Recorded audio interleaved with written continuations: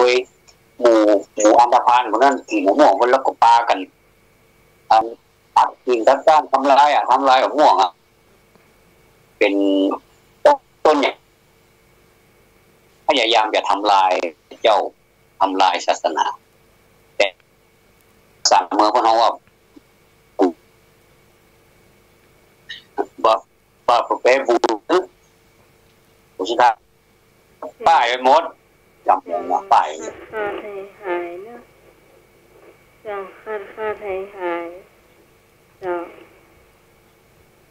เอาอย่างเดียวนะกู้ดีเป็นเอตัสปัญญาไผ่หรือว่าอีกนะเนาะกอไก่อันนี้คือคำถามขอไข่พระมหาโมคคัลลานะคอควายพระอัญญาโกณทัญญะงองูพระมหากัสสปะเอาเลือกเอาเลยเลือกตามใจตามสบายเลยเนาะตามละฟังบอกจ้ะพระอาจารย์ครับขอพระอาจารย์นั้นทวนคำถามแผมรอบครับพอดีสัญญาณขาดหายครับหน้ากากองก็เป็นอยู่ได้เป็นคือประกับคือเรียกอย่างนั้นประกับอย่างนั้นรถไฟมันวิ่งบนรางจะกลับไปประจังเพราะอย่างนั้นบอกแต่ทักษะคือผู้เลิศทีนี้ผู้เลิศทางปัญญาเนี่ยจะถามต่อไปนี้ว่า4รูปเนี่ยรูปไหนองค์ไหนที่เป็นผู้เลิศทางปัญญากอไก่พระสารีบุตรขอไข่พระมหาโมคคัลลานะขอควายพระอัญญาโกณทัญญะงองูพระมหากัสสปะเฮ้ยตอบกอไก่เนี่ยก็งกเจ้าของมันมาเถอะกอไก่ก็งกผมว่าเจ้าของมันมาเฮ้ยตอบก่อนละ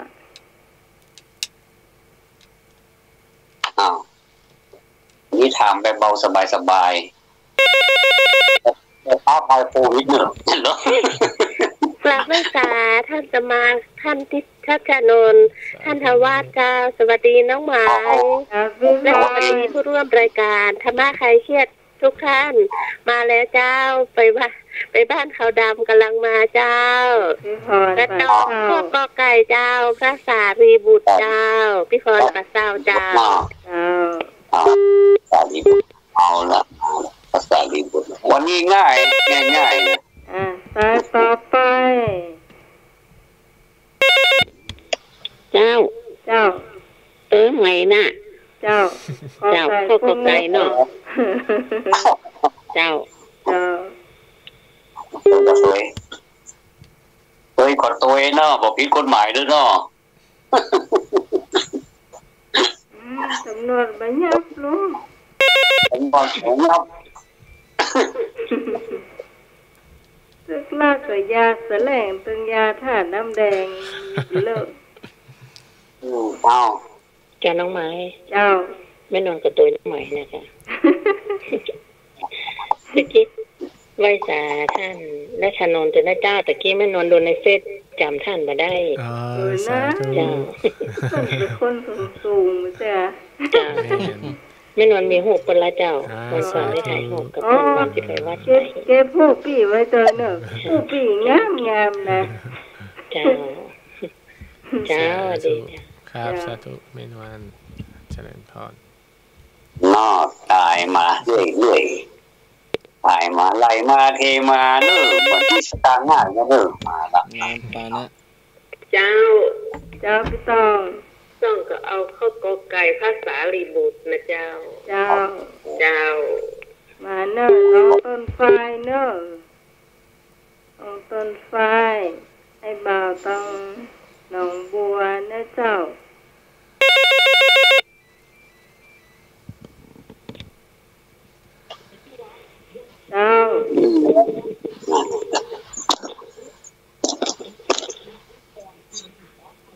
สวัสดีเจ้าน้องไม้เจ้าภาษาเจ้าท่านสมารัชนนสาธุเจ้าอาจารย์การเจ้าสวัสดีเนาะสวัสดีมากๆเลยเนาะอยู่ชาวการนึกว่ากัดหน่อยพูดอะไร ยังก็มีแค่ปากกานะนึกว่ากัดหนออยู่พุ่นละอีกัดหนอจ้ะว่ากัดหนอกัดหนอกับน้ำปูกัดหนอกับน้ำปูถึงวันน่ะพี่เอ้ยพัดทอกอีกอย่างลุงใจว่าหนอพัดทอกหวานลุงใจน้องหมายก็ไก่นั่นเนอะเจ้านี่พี่สาวก็ไก่นั่นเนาะเจ้าพี่สาวต้นเปาสันกำแพงสารีนะเจ้าเป็นเพชรนี่ชอบกอไก่เลยเจ้า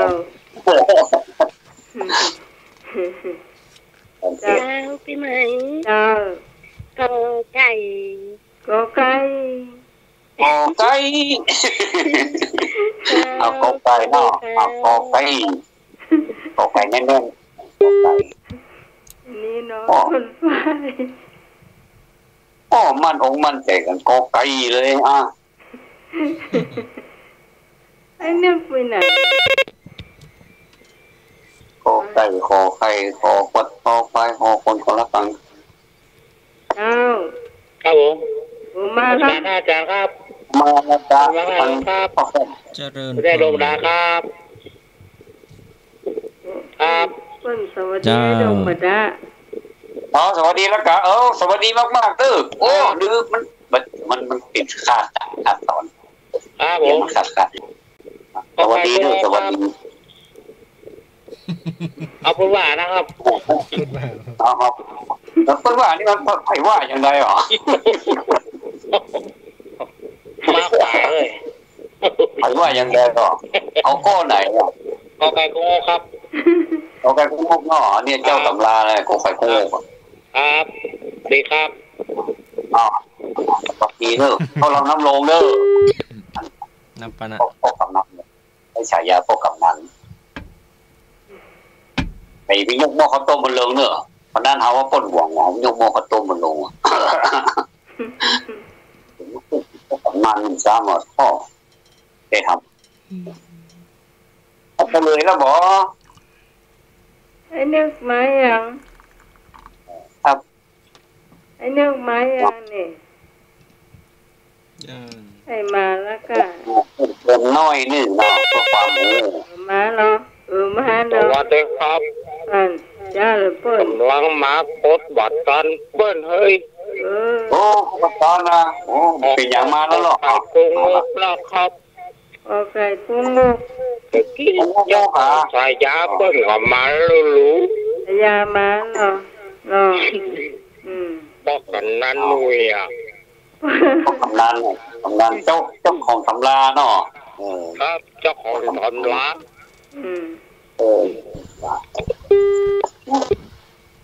เก่งนายหนุ่ยมันเก่งนะเป็นที่นิยมหมดนะครับเป็นว่าวันนี้เป็นที่นิยมหมดอ่ะเอาทะเลแล้วบ่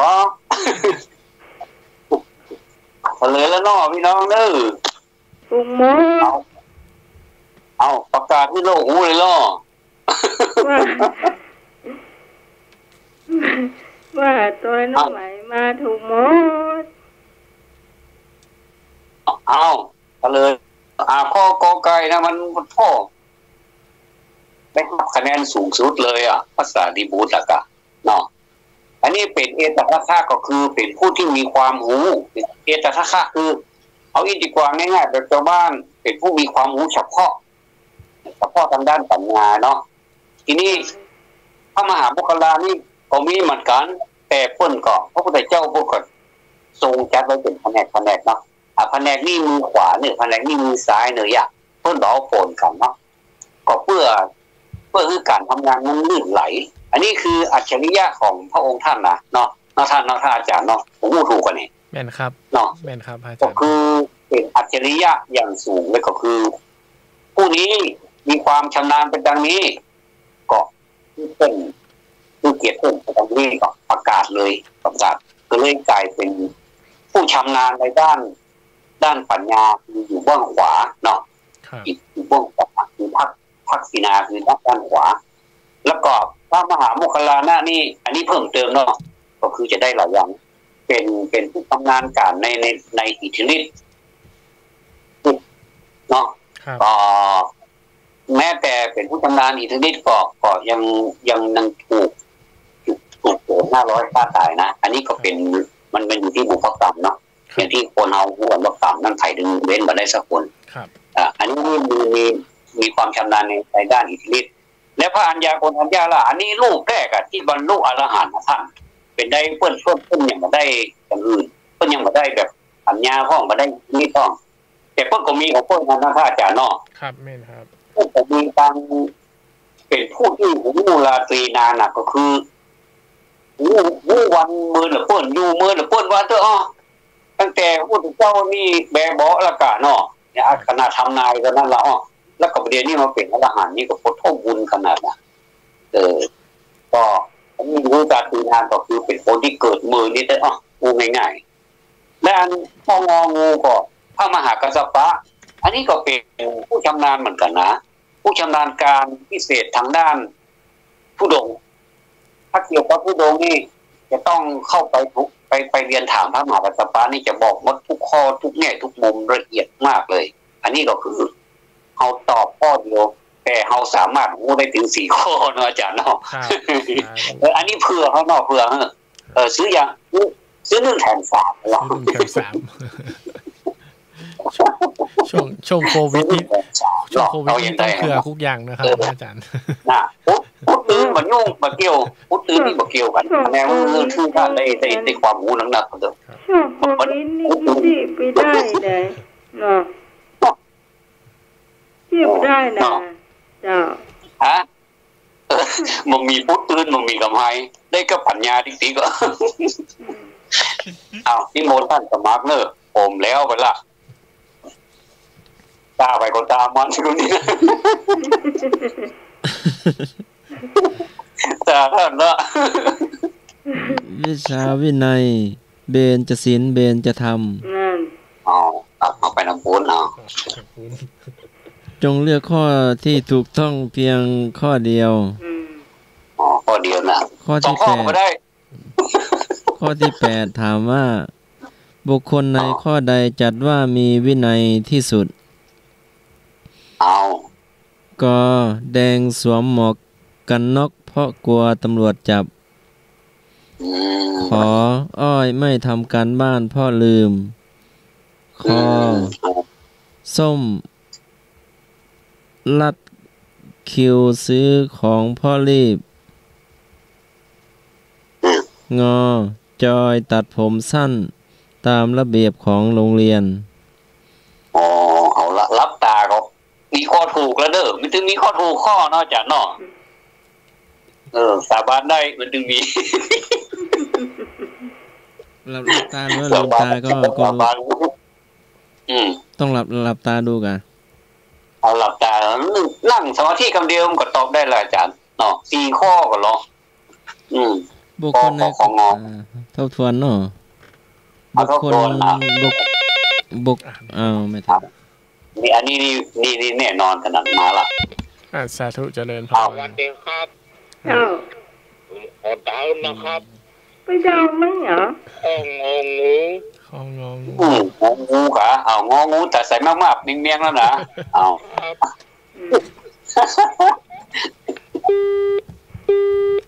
ลูกไปละงองูไอ้นึกเอาตั้งแหงน้องหมายจะเอาหัวงองูเกมกับรัดหลวงแล้วนะหมายจะเอาหัวมันเนอะเข็มกัดรัดหลวงมันก็เนาะงองูจ้ะงองูเนาะเข็มกัดรัดหลวงอย่างที่พระอาจารย์เป็นว่านี่เนาะต้นฝ้ายจะเอางองูงองูเนาะแยกกันถามงองูเนอะเอาเห็นละงองูข้ออื่นมีไปตอบกาขอไก่กุ้งโมกกาเราว่าอย่างไรทำไมตอบเหรอไม่ตอบอยู่คนเดียวเจ้าครับผมเจ้าใส่หมวกกันน็อกนะครับกาหมวกกันน็อกหมวกกันน็อกก็ไก่ก็เรียบร้อยหรอเรียบร้อยเอาเอ็นเธอเรียบร้อยแล้วเอ็น เธอแล้วอยู่ในฮะละข้อมูลนะครับบอกแก้ไขนอกเอ็นเธอเรียบร้อยอาจารย์เอ็นเธอละโพสต์ผมเอ็นเธอเอาแล้วมีข้อกอไก่มาปะทะแล้วเอาประกวดประชันกันแล้วขอไข่ครับขอไข่ครับงองูรับสายนี้ว่าอย่างไรเจ้าน้องไหมเจ้าไม่นวลเอางองูนะจ๊ะงองูเข็มพลัดหลวงแล้วเนาะ3,000แล้วเจ้าพลัดหลวงมาแล้วงองูสายทานเนาะกอไก่มีท่านสายนี้ว่าอย่างไรเจ้าขอตอบข้ององูเจ้าพี่พรประเสริฐเจ้าจันพี่พรเจ้างูก็งองูเนาะ4 ท่านแล้วเจ้าละที่ไอ้นึกเพราะไอ้นึกหมายทำได้น้องหมายตอบกอไก่เบียร์ไอ้นึกไอ้หนุ่ยกอกกับเจ้าก็กำ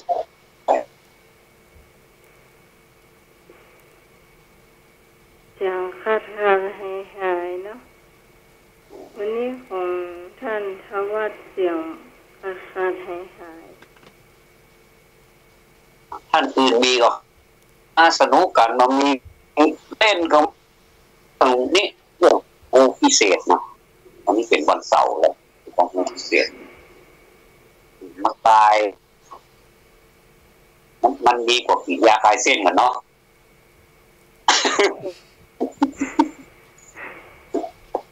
ถ้ากินยาคลายเส้นจะค่อยหลับนะค่อยหลับนะตาจริง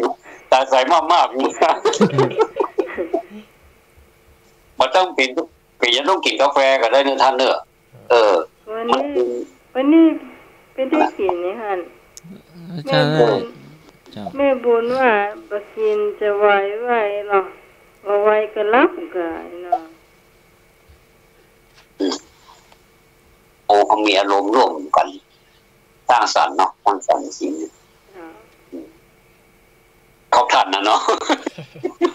ไม่ไหนไม่ไหนไอ้จะตอบน้องไหมอาจจะตัวแม่เงินไหม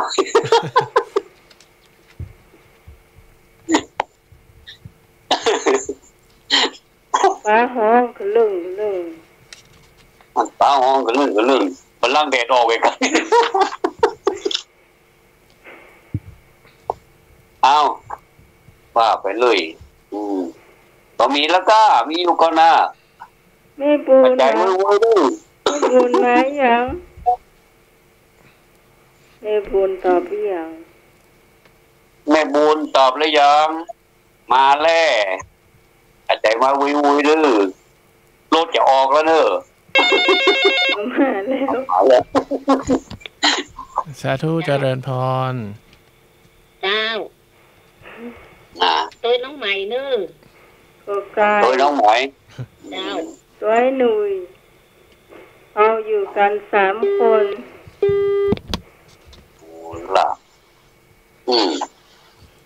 ว่าอย่างใดเจ้าของปัญหาเฉลยได้หรือยังอาจารย์สมัคร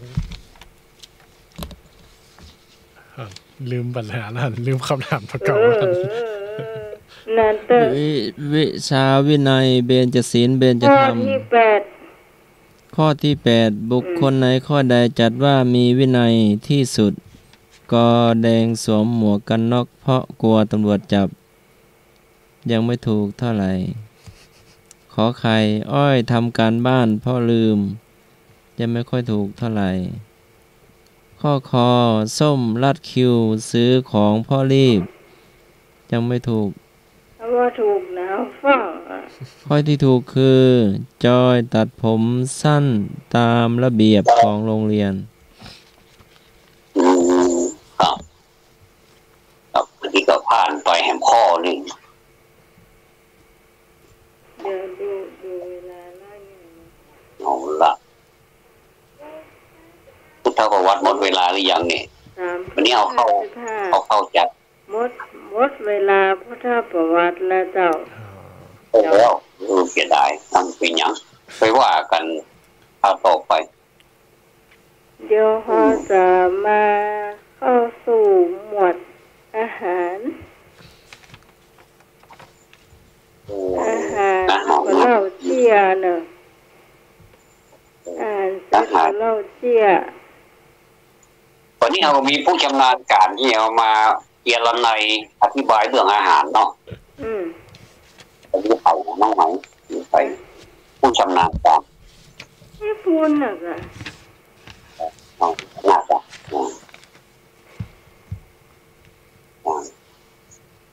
มาเลยแม่เดินเลยนอตอนนี้เอาอย่างมาแยกกินกันนะจะเป็นน้ำก็เป็นคั่วเป็นพัดเป็นน้ำพริกน้ำโพงกันเขาว่าอย่างไรวันนั้นเพิ่นจะแย่งกินหูน้องไหมหวานตำคุ้งเนี่ยพะท่าตำคุ้งกะแรงนี่บ้านน้องไหมนี่เดี๋ยวพักปังเอาละมาผู้ชำนาญการเจ้าผมจะแย่อย่างแม่วันนี้จะคั่วกบ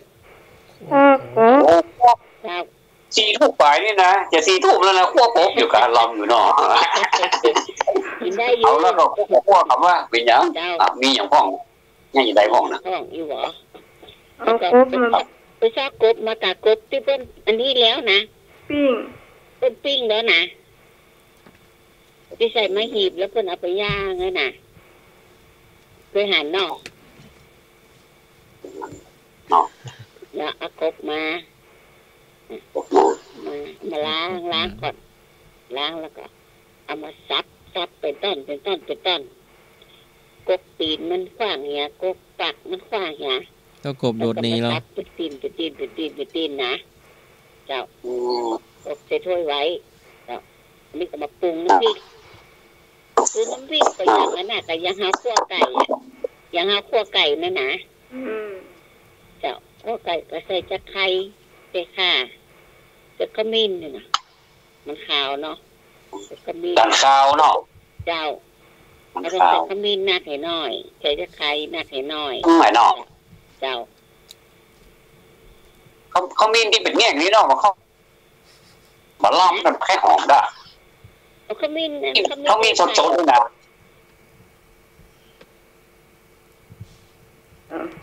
เดี๋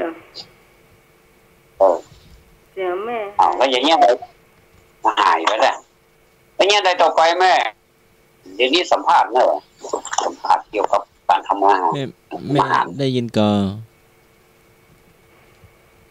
หายนะเนี่ยแต่กี้ผมก็เป็นเนี่ยหายไปเป็นกำไม่มีอะไรติดคอเนาะอาจารย์มันตั้งหายไปหน้าซื่อเนาะเป็นหน้าซื่อมันใจเพิ่นหันเสาไม้แล้วเพิ่นไข่งองแงเสาเก่าก็เลยว่าโอ้ขึ้นมาเลยก็ขึ้นแล้วเนี่ยเหนื่อยแล้วนะลงเลยแล้วนะลูกพี่เนาะขึ้นมาแล้วเนาะอันนั้นก็เดี๋ยวก็ยังไม่ได้เวลารู้อย่าจะอย่าอู้กันอยู่ว่าไป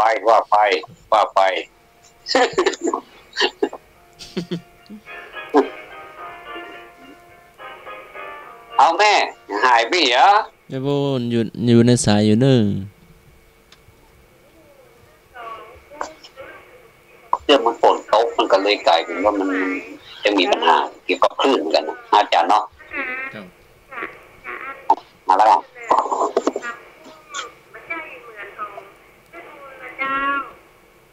พี่ลังนะเจ้าจะเรียนแบบแล้วต้องไหมโอเคพี่พรใจเศร้าได้กุ้งนี่ต้องไปเลือกกุ้งฝอยนะเจ้าสวยน้อยๆนะเจ้าล้างให้สะอาดแล้ววิธีตำก็คือเอาขิงมาปอกมีขิงนะเจ้าเครื่องปรุงมีขิงมีหอมแดงมีกระเทียมเจ้าแล้วก็มีพริกลาบหน่อยนะเจ้าเอาตามวิธีตามเพื่อเอาข้าวตำขิงให้ละเอียด แล้วก็ที่หอมแดงกระเทียม3อย่างนี่3ให้ละเอียดนะเจ้าแล้วก็เอาพริกลาบลงไปชิมรสปรุงรสด้วยชิมรสนิดหน่อยนะเจ้าแล้วก็เอากุ้งเข้าตำ4อย่างนี้รวมกันนะเจ้ารวมกันให้ละเอียดแล้วก็ปรุงแล้วบีบมะนาวเข้าใส่อะเจ้าบีบมะนาวคนให้ชิมรสดูแล้วก็ซอยด่วนใส่ข้าวใส่เนี่ยสะอาดนะเจ้าแล้วก็จัดลำนะเจ้าอันนี้ตำกุ้งตำกุ้งของละปูนเนอะนี่นะลองทำนะเจ้าตำกุ้งลำนะเจ้าแล้วก็พวกก็ไปบนหาขายไปไปบนเข้ามาแถมใหม่นะเจ้าสวัสดีเจ้าขอบคุณพี่พรเนอะเจ้าขอบคุณพี่พรนะเจ้าแม่บุญหายไปไหนนี่จะมีปัญหาเรื่องด้านการขึ้นนะขึ้นมีปัญหาที่เพิ่นได้อย่างไรกันอยู่เนาะเดี๋ยวใหม่ติดต่อไปเนาะก็ช่วงนี้พยามีอย่างนั้นท่านอาจารย์มีอย่างประชาสัมพันธ์บ่ครับท่าน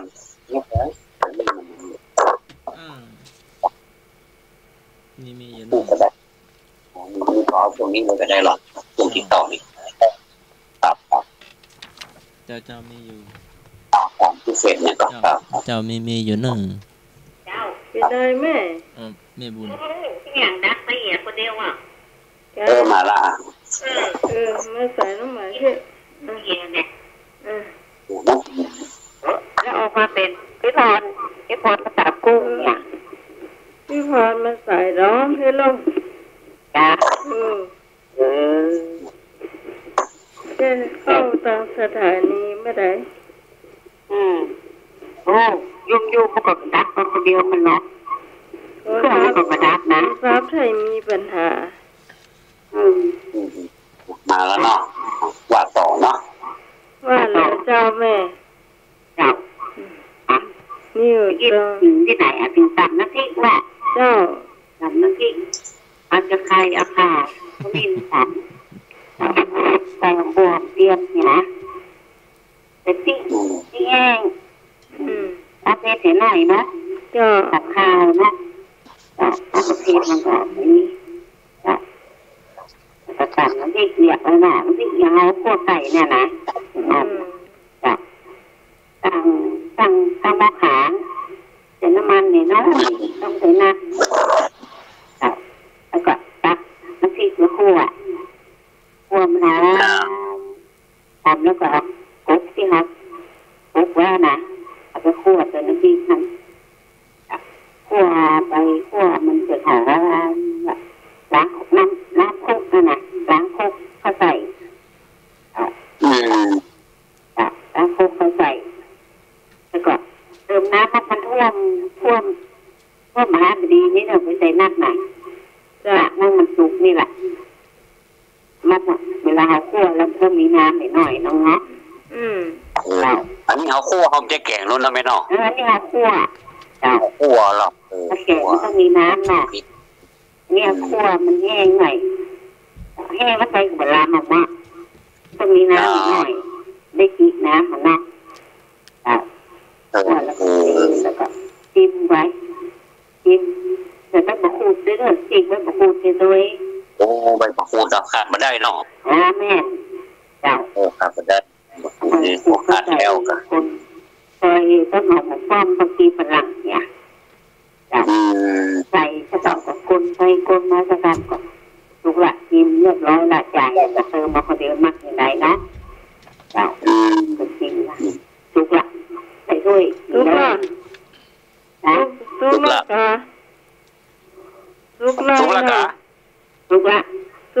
ขอขาไม่ขอด้วยหรอขอขาอุ้ยมันนะขอด้วยมั้ยขาอุ้ยมันถึงเหมาะได้ล่ะน้อยๆได้เรามันหลายคนนะแม่ไม่กี่คนเดียวกว่าเขารู้ขอขาไม่นานขานะครบกึ่งไปละถ้าเกิ แต่ผัดแท้มา นี่มันตะการปลูกเป็นบนแท้ครับ สาธุ ก็ได้เสียงมันอ่ะมาไปอ่ะ ก็บุตรแล้วกินนะก็นี่หูทำไมเอาไปเนาะ ปอดข้อหมอก็ ยังก็ เวลาเขากินเนี่ยเวลากินนี่ต้องแก้ไว้มันเมินได้เด้อมันปล่อยมันดูดน้ำแข็งกันหน่อยดิปอดท่อ ว่าได้แต่ผัดแท้ว่าได้เหรอสวัสดีเจ้า มีสายมาเลย สวัสดีเจ้า เจ้า เจ้าแม่ น้องน้ำมาได้ยินก็ ไม่สม เจ้า ไม่สมว่าได้ แม่เจ้าอันน้องใหม่เคยยำหน่อไม่ไหลก็ เออ นะเคยยำก็ ก็แต่ว่าบอกเก่งเท่าไรมาเลยมาเอาเสียงมาใกล้ๆหน่อยนะ ยำคนมาไม่ได้ต่อเนอะยำเมืองแหมวางไว้ด้วยอัน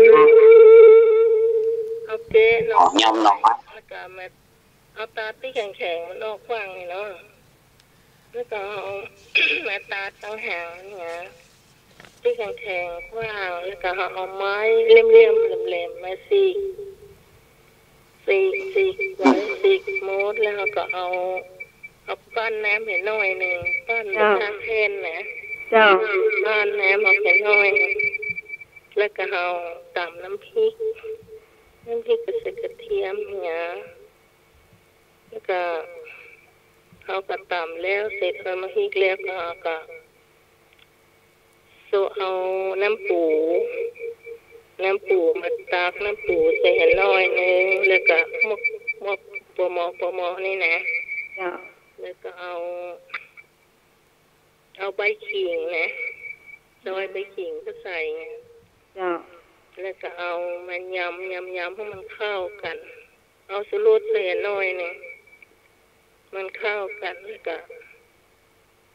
เอาก็มันง่ายๆนะน้องเหมยง่ายยำหน่อนี่นะเขาก็ตากมากินได้ละอย่านะ อันนี้แต่แม่นี่ชอบกินนะชอบกินยำหน่อเมืองนี่นะบะคั่วนะบอกบางคนเราไปคั่วเนาะที่เป็นโซพาดนี่เป็นจะพาดนะเป็นจะใส่หมูเหี้ยนะแต่แม่นี่บะชอบกินใส่หมูใส่บางคน บะชอบใส่วุ้นเส้นบางคนก็ใส่วุ้นเนาะอันที่ใส่วุ้นเส้นนั้นเป็นคั่วน้ำมันสวยเป็นใส่วุ้นเส้นเนี่ยมันมีหลายแบบนะยำหน่อนี่เขาก่อนถ้าไปกี้เดี๋ยวจี้น้ำปูเถอะไปดิไม่จะชอบใส่น้ำปูใส่ใบขิงน้ำปูเจ้ากินแล้วก็หาวอ่ะเนาะคนนึงเห็นไหมคนนึงขับปุ้ยนะกินแล้วก็หาวอ่ะหาวอ่ะตลอดอ่ะหาวน้ำปูนั่นนะเจ้าเป็นที่นอนทั้งหลายเนาะเจ้าพระอาจารย์เนาะเจ้าขอบคุณแม่สมยำหนอนนี่นะ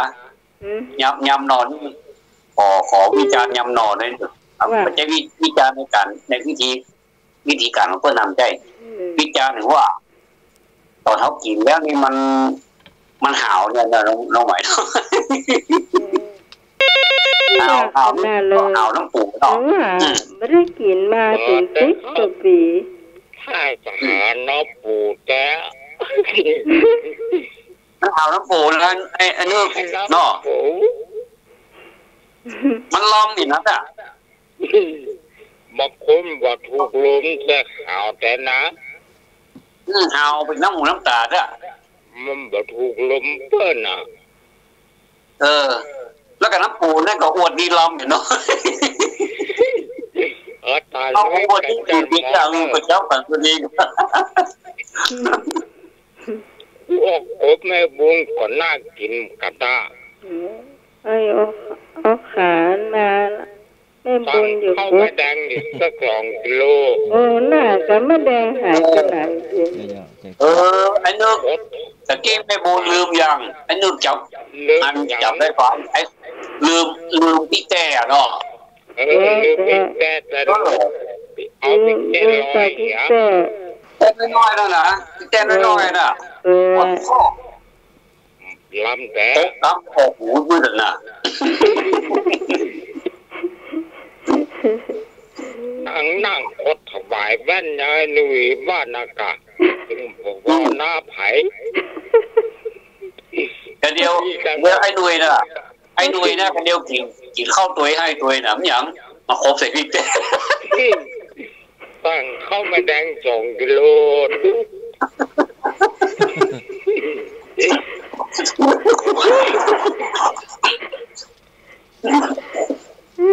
ผมเป็นคนแหมหน้าทั้งยิงด่ะดีกันนะครับจะเป็นเล่าฝันนะจะเดียวมาละกันเดือป้อนนันดึงมาละอ๋อเราขวัญเปิ้ล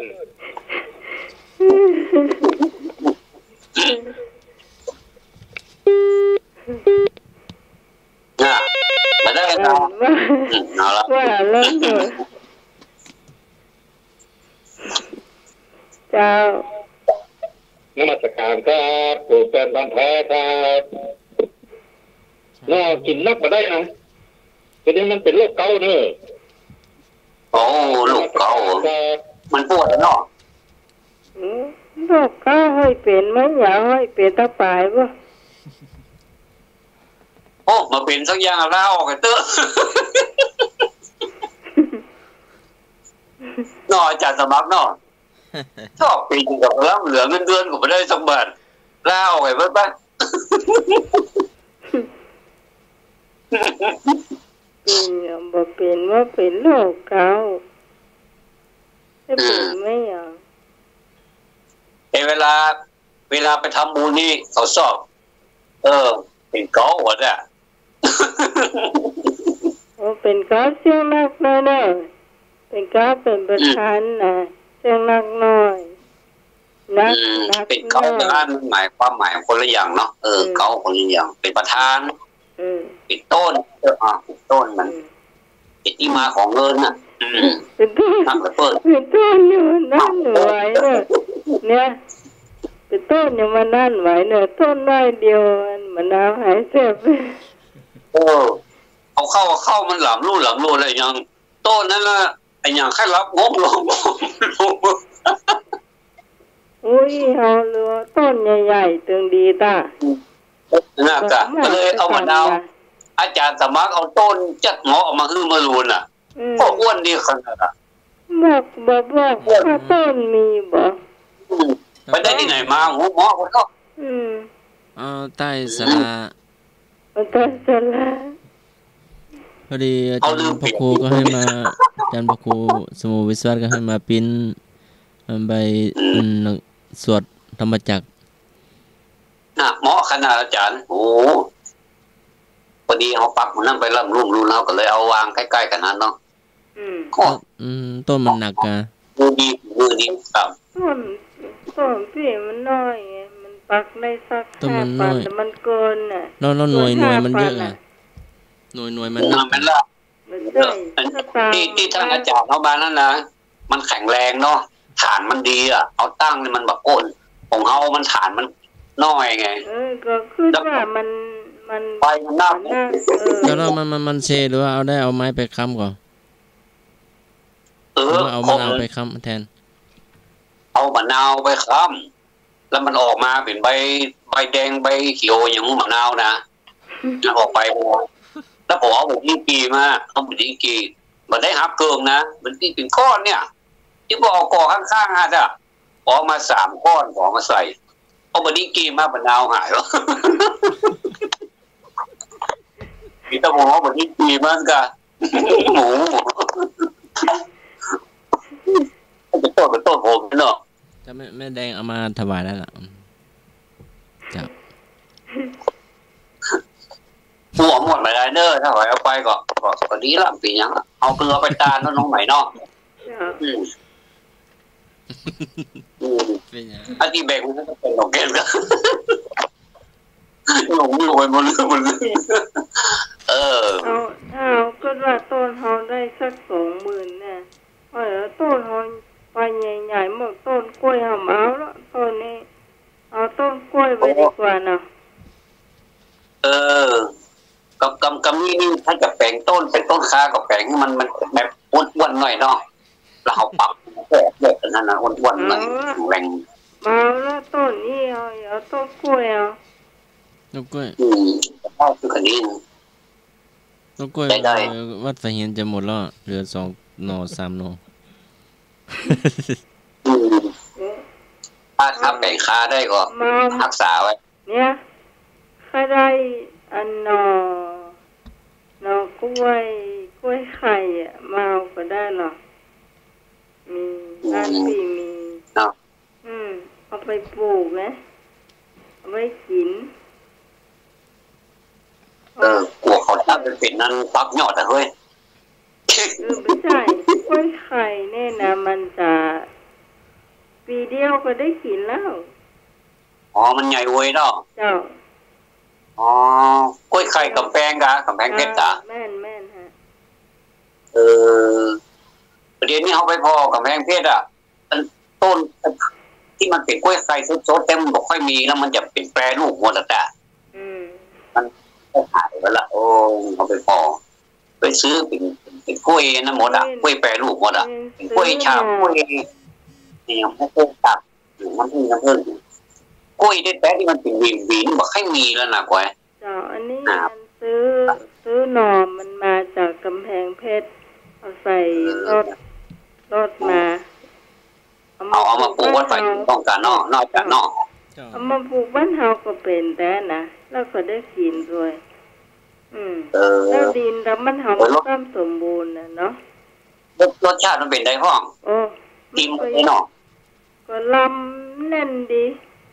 มันแน่นดีเจ้าวัดไฟนี่ก็ดี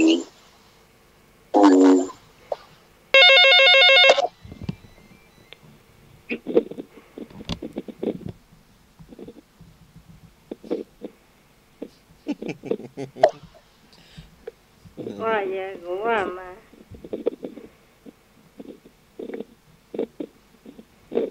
ฮัลโหลอยู่หน้าไม้แล้วเนอะ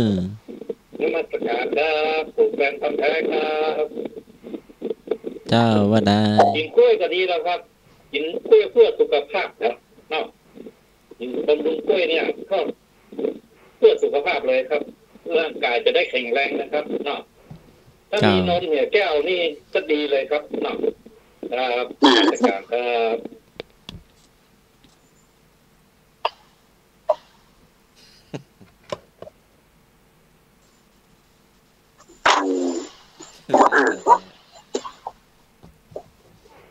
อาจารย์มีอย่างประชาสัมพันธ์ที่ค้างเมื่อกี้ครับงานสัมพันธ์ขออนุญาตประชาสัมพันธ์ขออนุญาตประชาสัมพันธ์นะครับหนังสือจากสำนักงานพระพุทธศาสนาจังหวัดเชียงใหม่นะครับขอความร่วมมือนะครับหัววัดต่างๆนะครับแล้วก็เจ้าอาวาสให้วัดใดนะครับที่มีรูปถ่ายหรือว่าประวัตินะครับที่พระบาทสมเด็จพระเจ้าอยู่หัวนะครับท่านได้ทรงเสด็จพระราชกรณียกิจหรือว่ากิจกรรมใดที่เป็นการส่งเสริมพระพุทธศาสนาหรือว่าพระองค์ไปทำบุญที่วัดใดนะครับที่มีรูปถ่ายหรือว่ามีประวัติมีข้อมูลให้นำส่งนะครับที่สำนักงานเจ้าคณะอำเภอนะครับเพื่อที่จะรวบรวมทำหนังสือเทิดพระเกียรตินะครับให้ส่งทาง Google Form นะครับส่งเข้าทางอีเมลของสำนักงานเจ้าคณะอำเภอนะครับแล้วก็กิจกรรมที่2นะครับมตินะครับมหาเถรสมาคมให้จัดงานนะครับจัดงานในวันที่28กรกฎาคมนะครับวันอังคารให้ทุกวัดนะครับทำพิธีทำบุญตักบาตรแล้วก็ในช่วงเวลา 5:17 น.ให้ทุกวัดนะครับทำกิจกรรมเจริญพุทธมนต์นะครับถวายพระพรชัยมงคลแก่พระบาทสมเด็จพระเจ้าอยู่หัวนะครับเนื่องในวโรกาสเฉลิมพระชนมพรรษานะครับในวันที่28กรกฎาคม2563นะครับโดยภายใต้นโยบายแบบแผนของกองควบคุมโรคนะครับในการป้องกันการระบาดเชื้อไวรัสโคโรนานะครับหรือไวรัสโควิด -19 เนี่ยครับ ตามที่รัฐบาลและกระทรวงสาธารณสุขประกาศอย่างเคร่งครัดนะครับนี่ก็เป็นข่าวแล้วเนาะอย่างเอาวัดกวางมีบ่อาจารย์เจ้าก็วัดกวางหนุ่มลังเลนก็ได้เสียภรรยาไปเนาะก็แสดงความเสียใจตัวเนาะที่ฟังสลับรับฟังรายการเราอยู่เนาะภรรยาหนุ่มลังเลนบอกไปเลยว่าเป็นคนขับรถอีกอะเจ้าเป็นโซเฟอร์ขับรถโรงเรียนเนาะบริษัทที่ศึกษาเป็นภรรยาเปิ้นได้ชื่อหอมไตเนาะได้ประสบอุบัติเหตุตอนนี้ศพบำเพ็ญบุญอยู่ที่วัดกูเต้าเนาะวัดกูเต้าวันหลังสนามกีฬาอันเดินเนาะครับผมจังเพื่อนเพื่อนจะชาปนกิจเมื่อใดอาจารย์ส่งสการน่าจะวันจันทร์อังคารนี่เนาะกะวันจันทร์การได้วันอังคารไม่น่าจะได้ศีลไม่ได้จะเดี๋ยวบอกอีกทีเนาะไม่ได้จะเดี๋ยวบอกอีกทีมันพูดเขาบอกก็ได้มีวันนึงเพราะพวกนี้โรงเรียนเป็นเจ้าภาพอยู่เนาะครับ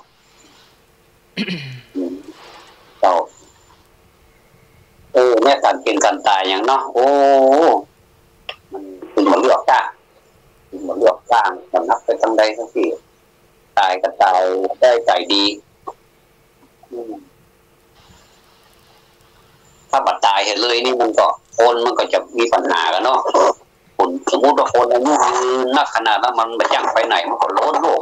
ปัญหามันจะน่ากว่านี้ดีนะมันถ่ายเที่ยวไปเนาะเขาขึ้นอย่างนี้กันเนาะมันจะได้แบบบอกตอนนี้มันสบายใจมันจะไปอยู่ตรงไหนกันเนาะพระอาจารย์มันจะไปอยู่ตรงใดกันเนาะพระอาจารย์ถ้ามันแบบมีการแก้การเจ็บตายเนาะมันจะกล่องคันลึบกันนะน่าจะคนตั้งโอนหรือตั้งอายุยืนเนี่ยใหญ่ๆนะมันก็ธรรมดาเนาะเกิดแก่เจ็บตายมันเป็นกฎของธรรมชาติแต่เราก็จะไปเหมือนกันเนาะต่างคนก็ต่างไปมาทางใดก็ไปทางนั้นเหมือนกันจ้ะพูดไปพูดมาก็คือแล้วเนาะพูดเรื่องเฮาดีกว่าตลกอีกเนาะเนี่ยเจ้าเจี๊ยเราไปเป็นการเล่าเจี๊ยไปจะโลกจ้างก่อนเอาแล้วด้วยสาธุเจริญพรนมัสการครับผมเป็นปัญหาครับจัดลูกย่ำเป็นไปตามกรรมครับเนาะครับนมัสการครับฟังหูเรื่องเลยเนี่ยฟังหูเรื่องฟังปัตตันขอมรอบเน้อไอ้แฟนพันธุ์แท้ฟังปัตตันพอมาแล้วก็ยังหูเรื่องถ้าเขาเจ้าฟังหูเรื่องนะคนอื่นก็ต้องฟังหูเรื่องเอาเจี๊ยนี่เจ้าตำรับบรรทัดเดียวนี่คืออาจารย์สมัครเชียก้อมแต่ก้อมนะนะมีอยู่นะตั้งใจฟังเนอะโยมพิสมัยโทรมาโทรหาท่านสมัครเป็น10-20 รอบก็เลยโทรทางไลน์ไม่บุญบอกโยมพิสมัยโทรศัพท์ท่านสมัครไปไหนพอได้ไม่ได้ล็อกก็แจใบกาเขาเอาไปแล้วอันทวัดอย่างนะคมลำนะจ้ะผมมันดังคมลำขลับปะนะคล้ายๆกับอันเคลื่อนเก้าอี้กะเคลื่อนเก้าอี้อันกระสุมาแล้วอันบอกเคลื่อนเหรอเคลื่อนเก้าอี้นักเรียนอ่ะตาผมเขาไปแจ้งเรื่องนะเก้าอี้อ่ะผมมันเคลื่อนเองนี่ก็เสื้อคูดีนะโอ้เนี่ยติดแต่เนาะโอ้ ตั้งใจฟังแล้วมันลงอย่างใดเนี่ยเกี้ยอ๋อนั่นหมายให้ล็อกกุญแจโทรศัพท์ไว้เขาเอาไปบ่ได้เขาเอาไปก็ใจบ่ได้ลืมล็อกกุญแจไว้อะลืมล็อกกุญแจโทรศัพท์ไว้ไม่ใช่ล็อกกุญแจคือใส่รหัสเอาไว้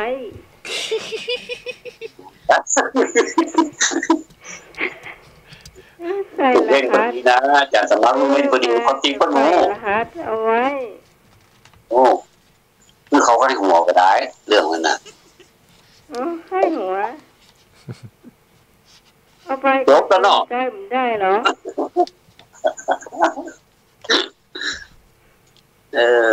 นะลูกเล่น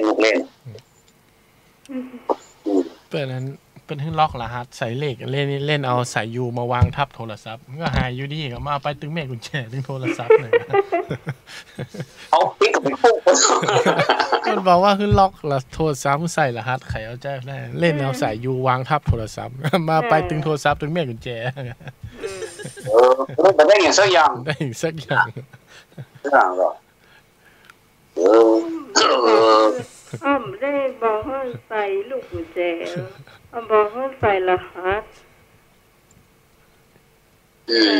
เนี่ยถ้ามันหายเจ้าห้องไปใช้ไม่ได้แล้วเขาโทรไปได้เขาต้องบอกไปล็อกใช่ไหมครับอาจารย์สมาบอกล็อกแล้วอ่ะล็อกยังไงวะใส่ยูอ่ะใส่ยูเอาโอเคโซเล็กมาใส่ซ้ำตัดหยาบเลย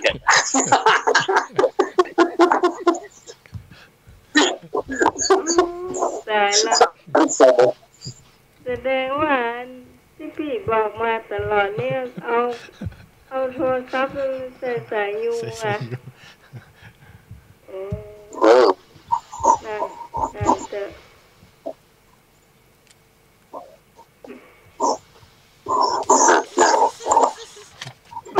เป็นกรรมด้วย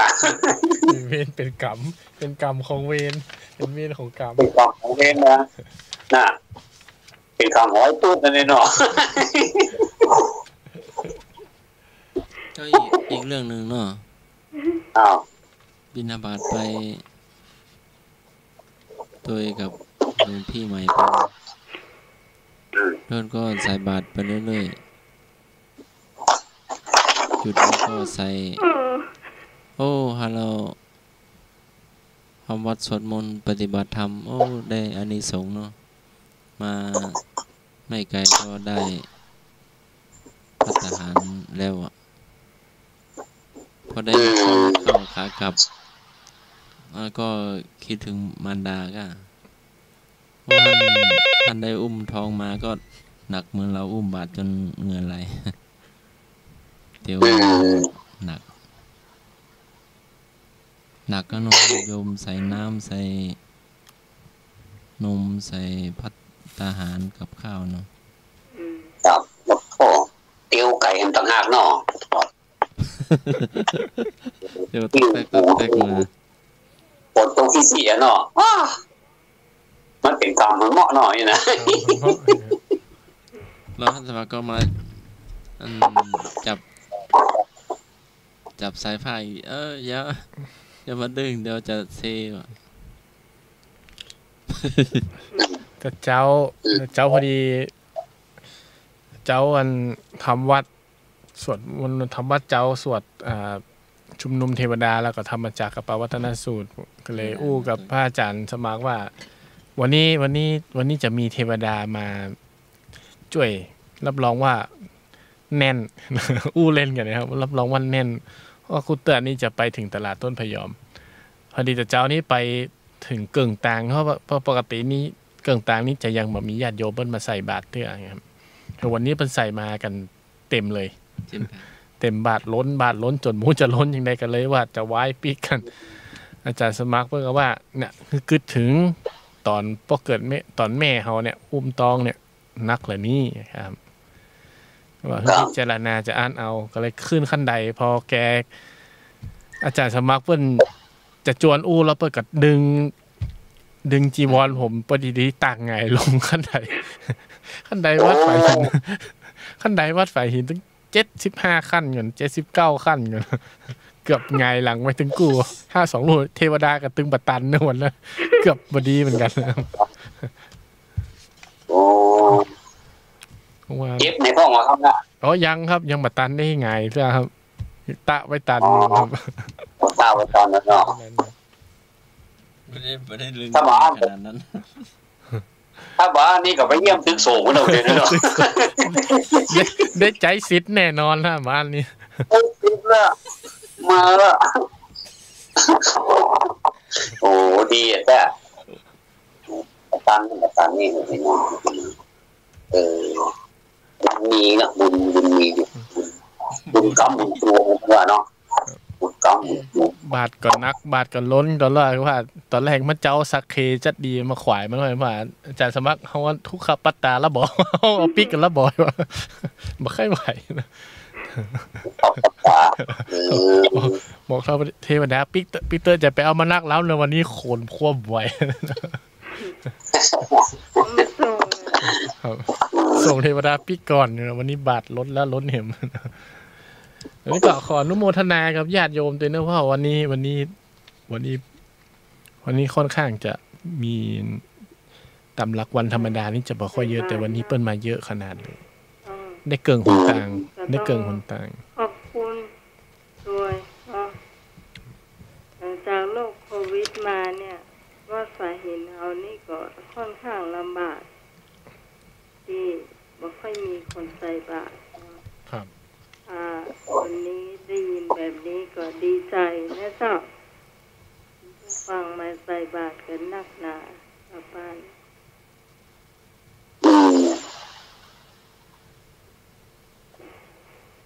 สำรับของน้ำใหม่นี่เจียหนึ่งคุณผู้ฟังตั้งใจฟังเนอะมีคนหนึ่งเดี๋ยวว่าข้างก็บ่ใจได้ยินเสียงโทรศัพท์มาเจ้าฟังแปลโทรศัพท์ Good morning เดี๋ยวพูดนะเป็นภาษาอังกฤษแกหรือว่าแฟนโทรมาจากต่างประเทศเสียเป็นนั้นคุณป้าคนหนึ่งคุณป้าคนยายคนหนึ่งยังคอยที่ซอยเดิมนะคุณป้าคนนี้เพิ่นนะอะไรสายตรงจะป่านนี้ยังGood morningอีกเหรอมัน9 โมง 10 โมงแล้วนะยังไม่ตื่นอีกเหรอแกกูว่าอย่างนะถ้าเราอาหารมาให้นะห้อยประตูบ้านเนี่ยเอาเองนะปู่ย่าจะครับละจะบอกเงี้ยบอกนายโทรศัพท์นะขอโทษครับ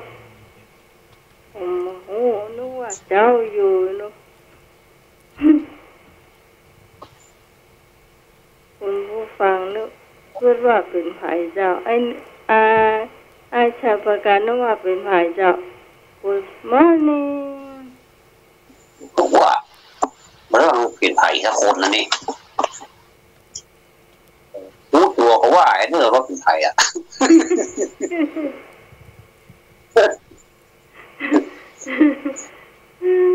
ไอ้นึกฮะไอ้นึกไป Good morning เลยเด็กชายหนุ่ย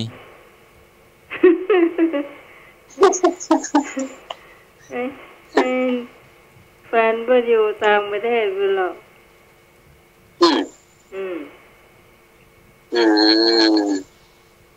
เอาละไผ่ก็ห้ามปากแหบแป๊ะ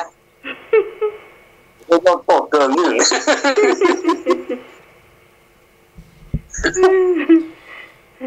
อาจารย์พระครูสมุวิศวะว่าวันนี้ใครหลับไม่มีเพลงโอ้ไหวไหมเอาไหวไหมประจำของเรา เอากันว่าจะ ใช่จังหวัดนะ เอากันว่าจะสบายเอาไปกรรมของเราอีกแล้ว โอเคดีนะ ยังธรรมดาเนาะตาไปก็ตามมันตาไปก็ตามมันอ๋อรู้ละเดี๋ยวก่อนเดี๋ยวก็ไปขอแบ่งอันนั้นสักหน่อยให้ไปเป็นขโยมเจ้าวันนี้พระอาจารย์เปิดไปอันบรรยายธรรมไปสอนวิปัสสนากรรมฐานเนี่ยก็เจียงกวางเลยไทยอีทอ่อนมาก็2-3 ชั่วโมงก็ละอ๋อเจ้าจะไปทอดสดเลยกะตั้ง96ถ่ายทอดกะหาตั้งเฮาบัดได้ถ่ายเนอะบัดได้ถ่ายทอดสดช่วยกันทำนวดบำรุงที่ Good Morning จบแล้วเนาะเจ้า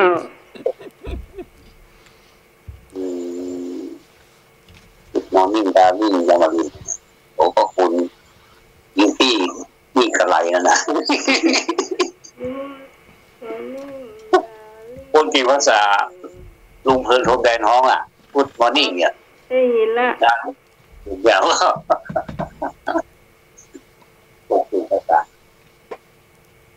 เขาจะต่อGood Morningแล้วเนอะเจ้าก็Good Morningนี่เป็นคนหนึ่งก็เป็นพลังนอมอย่างเขาเนี่ยสอบผู้ประจานพิษผู้เขาเลิศประถูไปอันนี้เอาผู้ก็สอบภาษาหรอกสอบผู้นะมีวันหนึ่งผมไม่ถูกฐานนั่นเป็นเจี้ยวด้วยนอกไปหมูนะเอวผ่านกองผิวปากวิดเนาะแล้วก็ตอนนี้มันถึงมัดเจ้าอ่ะเนาะอันนั้นถึงมัดเจ้าเลยถูกต้องมันนะนี่ชาวบ้านก็กำลังอย่างเงี้ยถูกเนาะอย่างอ่ะดังผู้โพสต์ขาดก็ได้ผมได้ยินมันถูกต้องตรงนี้บอกมีนะครับพระอาจารย์ทางนี้สัญญาณปกตินะครับเพราะว่าอย่างใดมันยังมาพูดขาดมันเป็นหลักอย่างเงี้ยตรงนี้นะมันพูดมอนี่ละก็พูดมอนี่อันนับว่ากำลังการแก่งพักกูดอยู่แก่งพักกูนี่อย่างว่าเนาะแก่งแล้วมันแบบมันต้องไปป่าเนาะป่าแบบป่าจริงแบบป่าดูเนี่ยมันกบกล้องหัวใส่เนาะมันจะลำได้ตายไงพักกูดเหลือมันกล้อง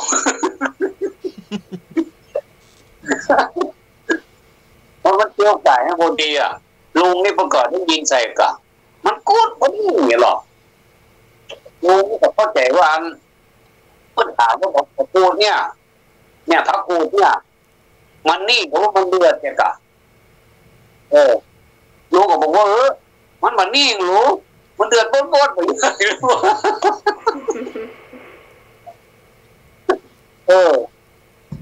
มันก็บอกความเข้าใจของโหนอนเนาะโอ้ก็จบแล้วกันเนี่ยให้หัวเลยให้หัวเถอะถ้าเป็นอย่างนั้นให้หัวคือสิทธิ์ให้สิทธิ์เดียวนี้เนี่ยเราเข้าใจคนละอย่างแฮมโนี่อันนั้นก็หมอนี่มันนั่งรอเนาะต้องบอกไอ้นี่เพื่อนมันนั่นนะอันไปซื้อโค้กมาแป๊บนี่หรอกอันนั้นก็ฟังของเรื่องจ้าฟังมาได้ทราบกันเนาะกดโค้กมาละนี่ไหนโค้กที่แบบนี้แต่ตั้งแต่เจ้าประเดี๋ยวนี้มาถึงประเดี๋ยวเนี่ยหรอนี่ลงมีในกระเป๋านี่ก็โค้กเอาอย่างไปโค้กในกระเป๋ามันน่ะมันเอาโค้กมาพิซซ่าตัววะน่าจะกินเข้าไปได้ยังไงเนี่ยโคกนะแต่เขาว่าโคกนะอันนี้โคกอับนี่มันโคกยืมมาเนี่ยเจ้าของGood Morning Good Morning นี่พระตาก็Good Morningเบอร์Good Morning ดาวดิ้งเนี่ยมาดูนะ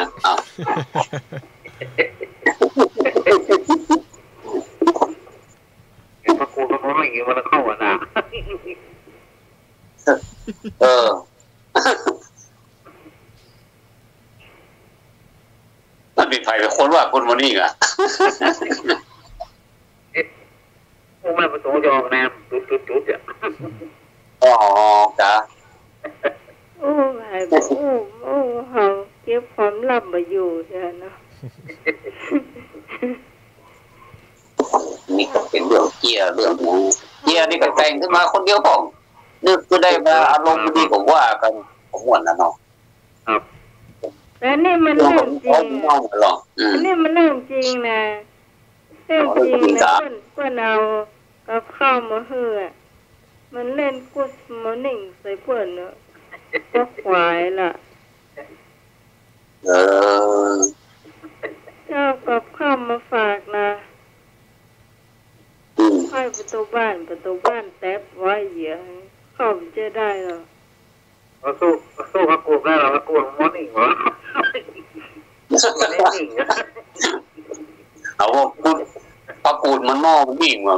มันเป็นนี่มันเรื่องนะแต่เดือดโป๊ดอยู่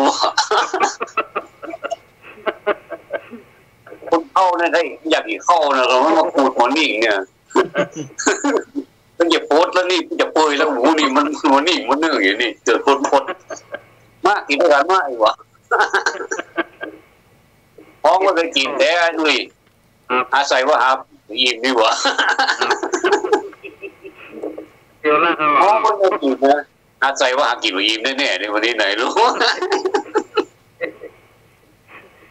แล้วอย่าห้องคนนี้อย่างเว้ยเจอนโมเต็มตีแต่วันนี้ว่าอาจารย์อาศัยว่าบีมแน่ๆว่ะ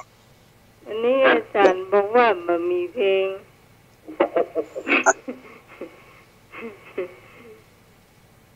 น่ะเยอะเหรอผมต้องนั่นนะอันเอาบอกคุณมอนิ่งแล้วล่ะบอครับโมงเลยมอนิ่งได้วะเนี่ย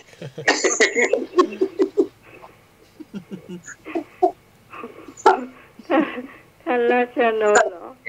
มันมีเหรอเจ๊ก้อมเลยบอกให้ถนัดเจ๊ก้อม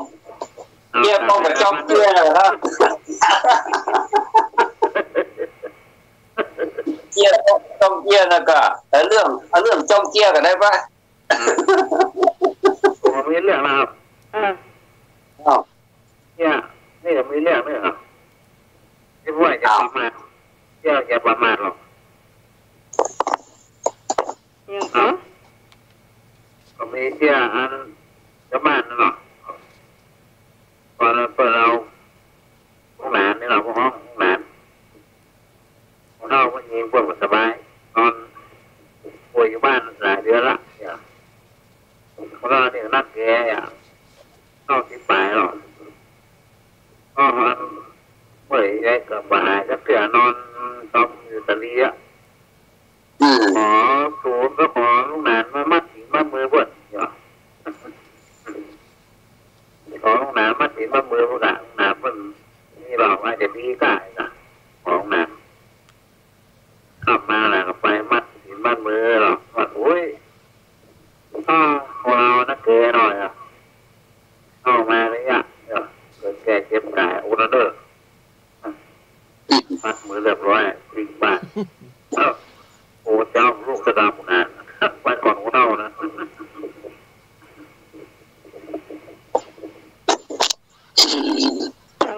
ฟังตันก่อน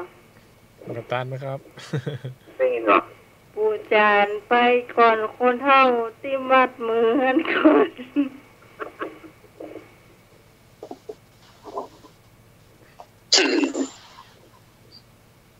แน่นะเนาะหมายความว่าคนเท่านั้นประอายุนักแล้วก็สิบปลายละเป็นคนเท่าติดเตียงแต่ทีนี้ลูกหลานก็เลยบอกว่าปู่จานไปมัดมือคนเท่า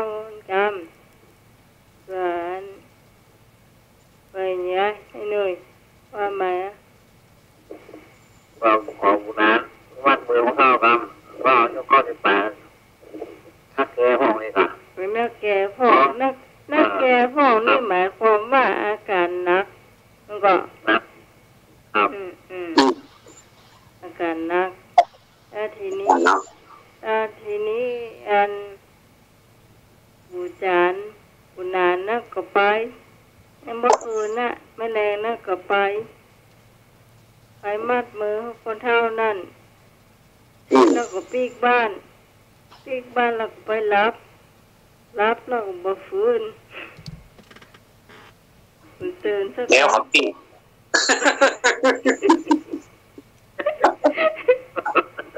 ดูไม่ได้แล้วครับพี่ไม่บอก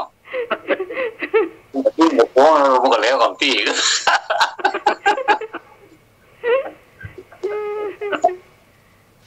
ไอ้อย่างพวกกล้วยมันไม่จีนบนโท่แปลงหัวเพราะสันทื่อๆอ่ะแล้วครับพี่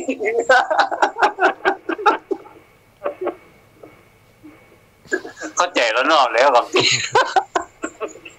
วันเท่าที่ไปมัดมือเป็นยังนั่นคนเปลี่ยนเป็นเรื่องราชการอุณาไปก่อนของเขา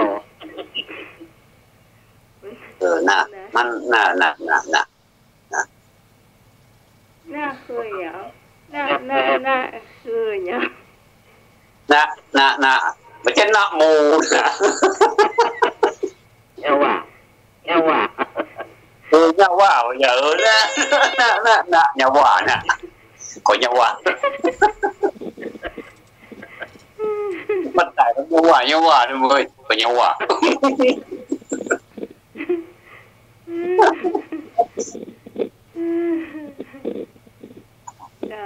ท่าน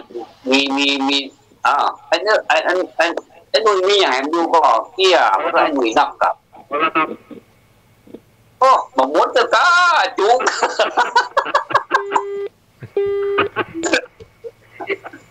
เกี่ยเขาเนี่ยจุกแล้วนี่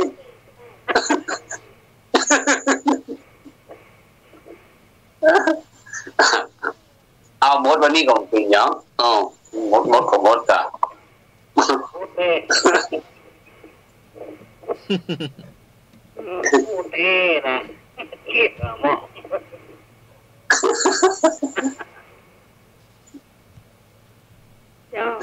เจ้าตื่นมาเขาได้ยินละเชื่อแต่หนุ่ยเอามาเล่าปลาลิมยวนที่มาผต้มเป็นแกนโคกจนในหม้อเยือนเมียมไปกาดได้ยินแต่เจ้าเนี่ยโอ้ดำคุมมุมเป็นแกนโคกหม้อใส่ในหม้อใส่ในหม้อบอกข้าผัวมันมาแกงแล้วโป๊ะทุกคำเนอะแล้วทีนี้ผัวมันไปพอละจ่ายอันปลาลิมสกรรมเป็นแกนโคกผัวมันตึงว่าเยอะพอปิกมาแกงตั้งอย่างเก่ามันให้เกิดว่าตายตึมได้กินเนี่ยแม่ด่าผัวมันพอดเธอจุ่มมีเดียปิกเพื่อหอมกำเป็นแกนโคกไม่ใช่หัวปลาสกรรมที่มันต้องเหลือเจ้าตรงทองเจ้า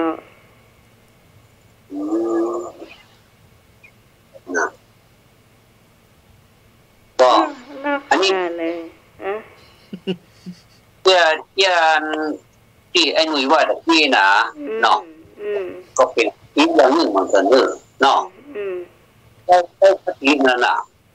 พูดถึงได้คติธรรมะจะดีนะถ้าเอามาแปลนะถ้าเอามาพิจารณานี่มันดีๆนะ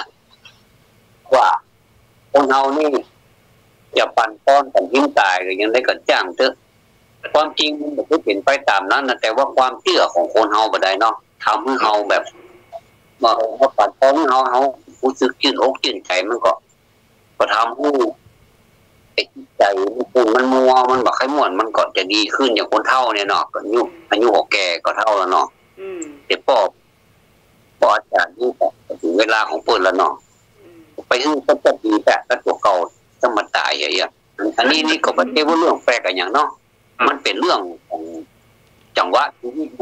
มันจะไปแล้วเนาะมันจะไปแล้วเราก็จะไปคิดว่าเอาปอนไปนี่เพิ่มตัวมันตายแทนเพิ่มอย่างอันนี้ก็บ่ถูกนะครับเนาะคือถ้าถึงเวลาตายมานะบอกว่าคุณจะทำกิจกรรมอย่างกระจ้างเถอะมันจึงรอไปละเนาะบอกว่าคนจะเกิดคนจะตายอีนะคนเก็บต้องใครเข้าห้องน้ำอีนะโอ้อันนี้ใส่ห้ามมันเนอะห้ามนี่เป็นเรื่องเนอะเนาะ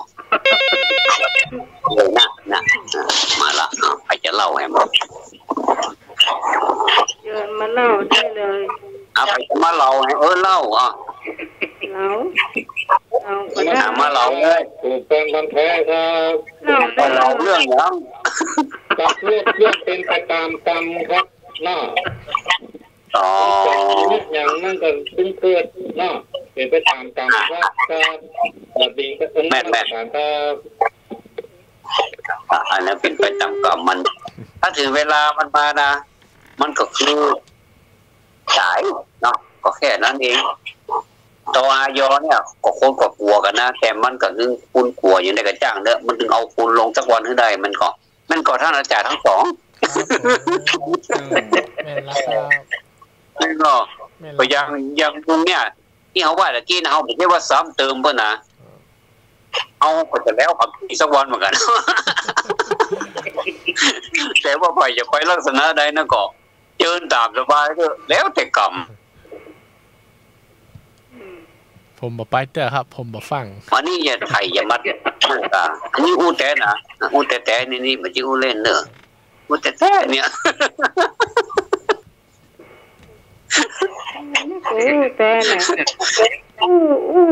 แต่นะจริงแล้วนะเนี่ยอูแต่เนี่ยอันอย่างตะวันนี่ก็ตายเหมือนกันนะ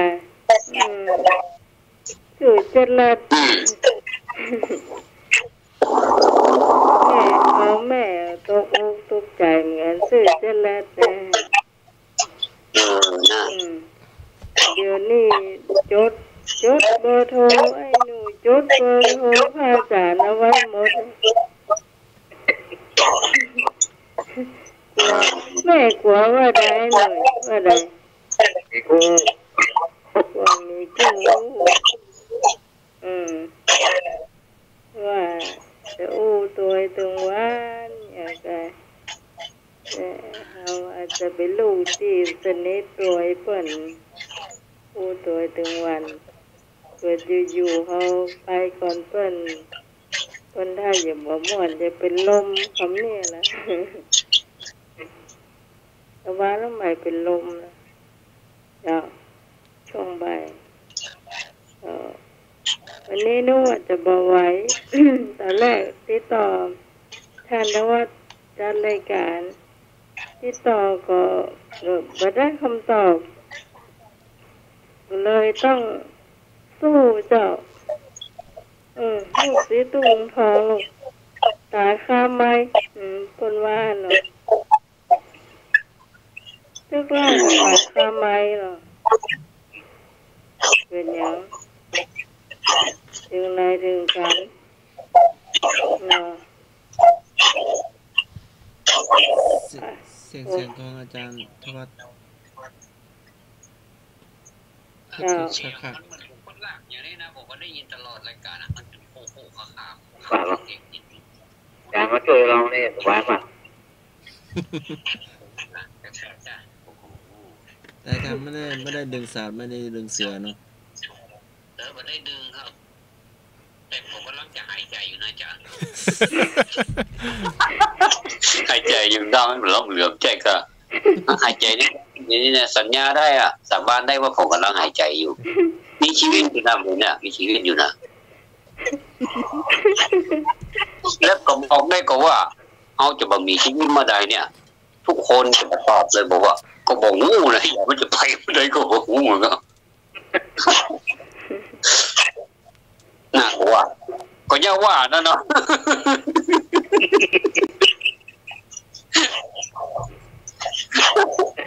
สรุปแล้วก็คุยเนี่ยว่านะมันหมูเรื่องของเราอย่างสิอย่างอ่ะวันนี้เนาะมันก็เลยเนี่ยว่านั่นน่ะเนาะหนุ่ยเนาะเดี๋ยววีดนี่เป็นวีดหอยหนุ่ยอ่ะย้อยหนุ่ยก็เมื่อใดกับเมื่อนั้นเนาะพระอาจารย์เนาะครับเนาะเมื่อใดกับเมื่อนั้นแต่หัวใจของธรรมที่พระเจ้าทรงแสดงธรรมไว้ก็คือว่าไม่ประมาทเนาะก็คือมรณานุสติน่ะก็คือระวังไว้ก็คือเข้าใจว่าก็คือรักษาตัวเฮา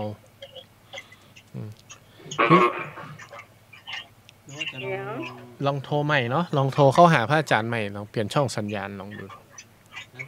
จะไปตีตั้งเนี่ยตกความดันเบาหวานตกเขาจะไปจ่านักรีดเผาหมดเลย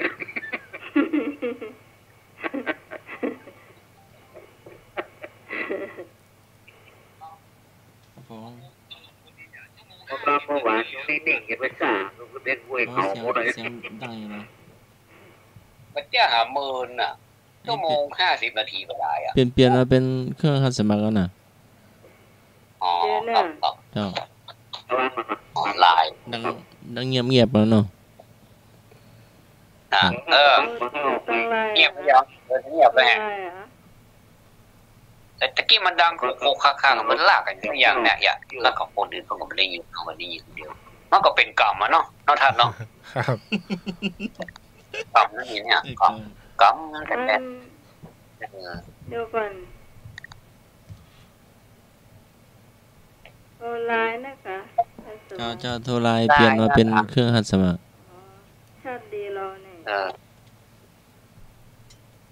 โอ้สกี้ของพระอาจารย์เนี่ยว่าเป็นชาติของพระอาจารย์น่าจะนานเนาะน่าจะอิดน่าจะอิดเป็นไปได้เป็นไปได้โชคดีอ่ะสัญญาณดีกับสื่อสารกันได้ชัดเจนเนาะแต่ถ้าสัญญาณไม่สื่อสารมาชัดเจนนี่ก็เป็นเรื่องเป็นราวได้เหมือนกันนะพระอาจารย์คือการฟังผิดอย่างพระใหม่จะต้องไปเตะอ่ะมันก็เลยไลน์โทรเนี่ยโทรถามมันท่านพระครูสัญญาณกับประชัดฟังกับบ่ฮู้เรื่องเพราะว่าอโลคยาปรามาลาภาเนาะความไม่มีโรคเป็นลาภเป็นเสริฐเนี่ยฟังผิดฟังใหญ่บ่ฮู้พอขึ้นธรรมะเปิดประเด็นแรกเลยนั่นน่ะเปิดประเด็นแรกสุดท่องนึกบาลีบ่ออกก็กึดจัดเมินพอไปหันนั้นถาดเข้าหันเก่งที่เปิ้นใส่ขวดตาลมานะจำมาอย่างก็บ่ได้อโลภาบุญญาลาภาคลาปะเซอร์อย่างฮู้น่ะปุ๊บแปลว่างานบุญใดมีลาภบุญนั้นปิดเสดอยู่แต่แบบอย่างว่าของเปิดเนาะเมื่อวานบุญญาลาภาปรมาลาภางานบุญใดมีลาภบุญนั้นงานบุญนั้นประเสริฐอยู่ว่าใช่หิวข้าวนักแก่เราฟังบางทีเอาหันอย่างอ้วนนั้นไว้ก่อนเลยนะอันนี้เปิ้งฮ้องว่าอย่างไหวพริบปฏิภาณเนาะไหวพริบปฏิภาณเขามีความไหวพริบเปิ้งปั่นปอนให้แต่น่ะปฏิภาณธนสารสมบัติเนาะค่ะเป็นเล่าเป็นแต่ยาปฏิภาณธนสารสมบัติสมบูรณ์ผลในสิ่งที่พึงปรารถนาจงทุกประการนั่นน่ะเทินบอกว่า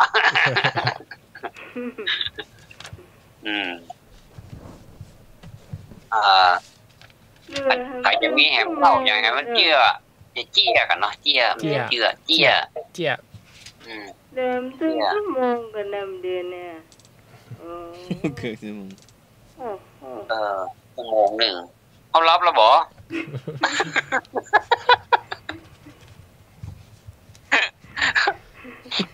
เขารับแล้วบอจัดรับซึ่งหมู่นะคะแล้วหมอเดี๋ยวนี้รับไว้เดี๋ยวนี้ประเทศมื่นตานั่นนี่ป้าก็อู้ไปตาก็รับเนี่ยว่าได้2อย่างกันกว่าเนี่ยบ่ปูนตื่นเลยโอ้มันก็ลำเอียงอ่ะเอาวันหน้าอู้จะดีเนี่ยมาละจะมาเล่าเอาฟังละสาธุ มันร้องให้ฟังมีก็ ลูกพลักเนี่ยจึงมี นวัตการครับโปรแกรมคอนแท้ครับ สาธุ ต้องรับเนี่ยครับ ฟัง นะผมรับดึกครับตี 3ด้วยผมรับผมฟังรายการมากวัดป่าหินนี่ตัวเราดึกๆนะดีครับนมัส แจ กาก ร การ ค พ รั อดี บ แล้วเนาะตี 3แล้วเนาะแจกการพอดีอ่ะคุณบอกว่ามาเจ้าเนี่ยมันมาเมื่อเจ้าเลยอ่ะจ่ายการเรียบร้อย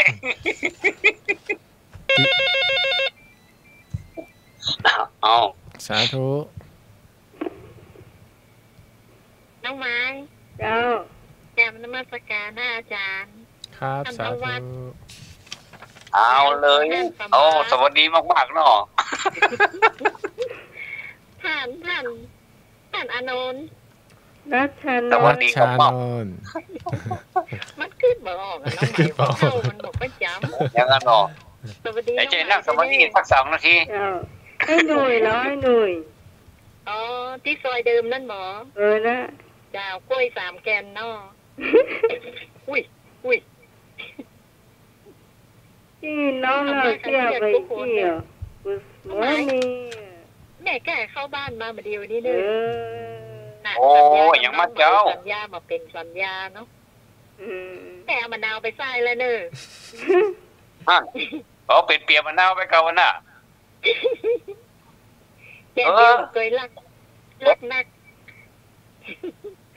แต่ว่าเล่มอยู่เนี่ย แม่กะแม่เป็นคนเอาออกยายเป็นคนเอาลงรถตู้หรอเป็น กะ คนเดียวเลยเอาไปใส่2 ตะกร้ากำลังยายไปเลย อะไรเงี้ย โอ้มะนาวเนี่ยใส่น้ำผึ้งลำเนาะ มะนาวของแม่มันมีน้ำหนึ่งก็มันมีน้ำอ่ะคือมามันมีเม็ดใน อ๋อมันมีเม็ดในมะนาวไร้เมล็ดกะ เจ้าถามท่านสมัครเรามีกับเม็ดในอ่ะนี่กับท่าน ยังหาเม็ดไม่เจอ เม็ดบาเจอ น่ะของแม่มันมีเม็ดในเพราะว่ามันเป็นพันธุ์ที่ ไปได้พันธุ์มาจากไหนครับ อ๋อของลามเนี่ย อ๋อหลานปลูกไว้กะ เจ้า เพิ่นถับมาเนาะต่อกิ่งมาเนาะ เจ้า อ๋อดีก็ท่าดีมะนาวเดี๋ยวเขาไปกำลังกินล้ำๆแล้วเขาบีบใส่หม้อแกงจะไม่ครบเสร็จขมขนาดนั้นมันเลยแบบม่วนก็เลยกินมะลำขมนี่ มันเอาเก่าเป็นโต๊ดเลยไปถวายต่อเลยเอาไปใส่ต่อ ใส่ต่อ เอาไปใส่โอ้คนนี้ใส่นักแล้วก็อ่อน เจ้า ไปซื้อโสดไม่แดงนู่นเนาะ นี่เหลือ มัน พร้อ หาม ย ตะกร้าเลยอ่ะ โอ้ถ้าจะเหลือเนาะอาจารย์อยู่เนาะอาจารย์ถ้าจะเหลืออยู่เนาะเอาใส่เอานี่เป็นว่าวิธีเก็บมะนาวนี่เพิ่นเอาหมกทรายกับแม่ เจ้า ก็เอาหมกทรายมันอยู่เมินขนาดว่าแต่โอ้โห บางคนเปิ้นก็ห่อกระดาษแล้วนะห่อกระดาษหนังสือ ห่อกระดาษใส่ตู้เย็นน่ะ ใส่ตู้เย็น มันอยู่เมิน เดี๋ยว มันยังสดอยู่นั่นน่ะโอ้ยเนาะ เจ้า ให้มันอยู่บนต้นดีที่สุด ก็บ้านนี้น้อยนั่นน้องไหมแต่มันมีเม็ดในน้อยลุมลูต้มเข้าใจแต่มอก มะนาวเมืองเนี่ยกะมะนาวแป้นเนี่ยกะ เจ้ามัน มะนาวหอมเนี่ย แป้นมะนาวเป็นมะนาวแป้น มะนาวแป้นนี่ของแม่มีเม็ดในเด้อ มีจ้ะ มีเม็ดในกะ ร้านมันก็มีเม็ดใน ก็นาวนี่กลิ่นดีนะกลิ่นดีอ่ะโอ้เขาอู้ถึงมะนาวนี่อู้มาหลายเสาแล้วเนาะหลายเสาหลายจุดเนาะ ผมว่าออกวัน กายผม หน้าพระอาจารย์ผมว่าออกพรรษานี่ให้ได้เขียนลงปั๊บสาแล้วครับเป็นตำนานเนี่ย เป็นตำนานมะนาวเนาะ ตำนานมะนาว นักวัดใส่เนาะ ที่ปัญหาแล้วคนเดียวมันก็มีฮะเหรอมะนาวก็มีวางที่เก้าอี้เขานั่งกันน่ะ หน้าวัดฝาหินแห่งนี้เนาะ ที่ไหนบ่ฮู้นี่ไหนหน่วยนาแล้วกัน เดี๋ยวผู้นี้จับนี่บอกใครแล้วใจเฮ้ยวันน่ะเขาก็นึกว่าเปิ้นกินข้าวคั่วไปอยู่ที่ไหนเป็นว่าบ่ใจเนาะมันเป็นหนังนะหนังอย่างนั้นไม่แดนว่าเป็นยังเป็นหนังอย่างนั้นข้าวคั่วเอาการว่าโอ้ยดีใจข้าวคั่วดีได้กินข้าวคั่วเป็นน้ำหนังไปเป็นน้ำหนังไม่ได้กินเนี่ยฮั่น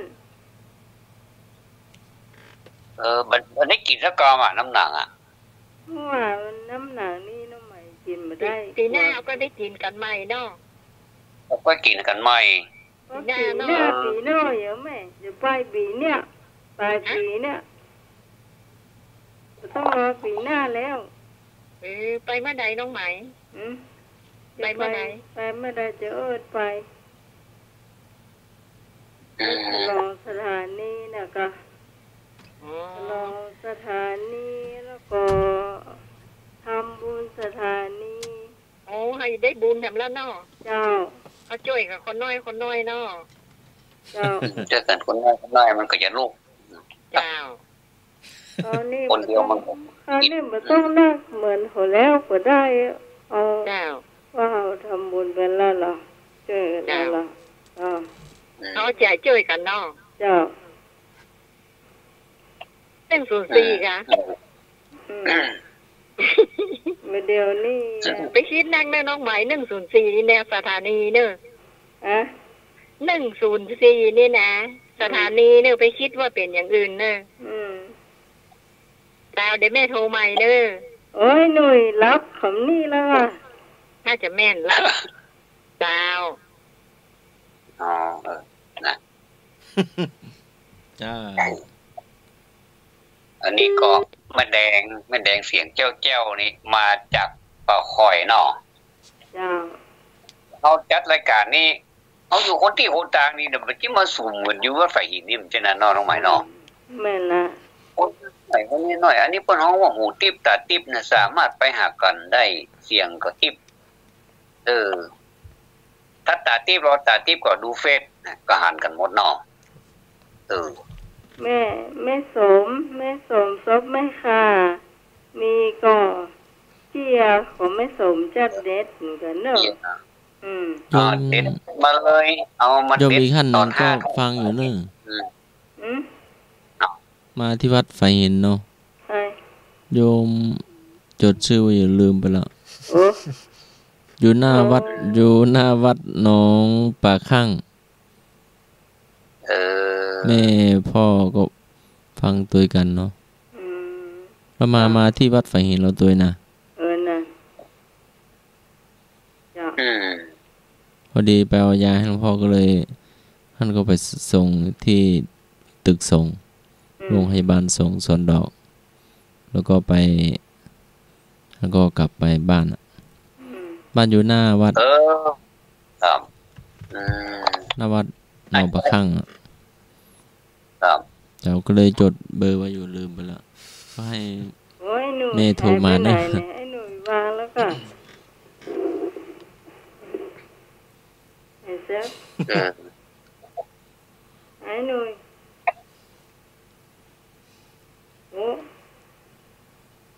วางลูกเดี๋ยวไอ้หนูอยู่ว่าโอ้ยยิ่งมารบกวนนะเวลารับเวลานอนเนี่ยกัน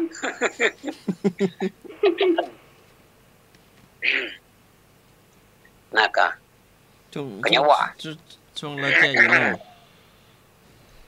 ช่วงเราแจ้อยู่เนาะเราเจียเอาอาจารย์ยาวจำสักเจียสาธุเจริญพรเจ้าน้องไม้เจ้าไอ้หนุ่ยมันให้กัดกล้วยเนาะยังคอยที่ซอยเดิมอ่ะน้องไม้เดี๋ยวนี้มันฮ้อนเนาะคนเฒ่าบางคนอ่ะนึกว่าสบู่เหลวเอาน้ำยาปลาผ้านุ่มไปอาบก็มีหรอไม่ได้ไปฟ้องคนเข้าบางคนจ้ะเจ้าบางคนไม่ได้นอกลามนั้นว่ายายอาบน้ำมันยังเอาอย่างอาบยายก็สบู่เหลวลากไก่นะมันฝาดมันกินน้ำยาปลาผ้านุ่มนะยายล่ะ ก็มันฟองสีชมพูเหมือนกันนะเนาะ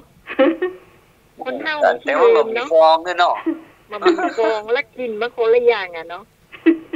คนเท่าภาษาบดีก็ก็งมๆซ้ำๆน่ะกะอาบน้ำยาปลาพันนุ่มอ่ะดีมันก็เข็นตาคนเท่าที่ไหนหมูเนอะปลาควายนี่มันมีเนี่ยดีมันก็เข็นตามันน่าจะลูกแขนลูกอย่างไอ้คนกันน้องไหมอาบแล้วผิวถ้าจะดีเนาะมันนุ่มอ่ะเนาะเจ้าถ้าอยากให้นุ่มเนาะน่ะก็ถ้าอยากให้นุ่มผิวใสอะกะผิวใสอะกะมีเหรอมีคนเท่าคนหนึ่งเหรอไอ้กู้คนเท่าเนี่ยอันนี้ขี้กลางนะเจ้าอันไปไหนอันฝั่งแล้วก็ขี้กลางทำต่างหากอันนึกว่าเปลวโทรศัพท์ไปกันเอารีโมทไปว่ะคนอยู่บ้านมีคนโทรมาหาเขาภาพโทรศัพท์โอ้คนนั้นก็โทรมาคนนี้ก็โทรมาโทรศัพท์ดังอยู่ฮะเนาะจนกระทั่งว่าอันคนเท่านั้นปีกมายายว่าอยากไปกันโทรศัพท์ก็กันแม่นว่ะแม่นกะพอดีๆเหรออย่าลงโทรลอย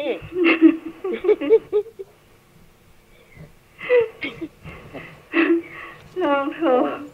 กลายเป็นรีโมทโทรศัพท์เป็นรีโมทที่โทรศัพท์รีโมททีวีคนเท่ามันแจ้งคนเท่าปะควายเนอะ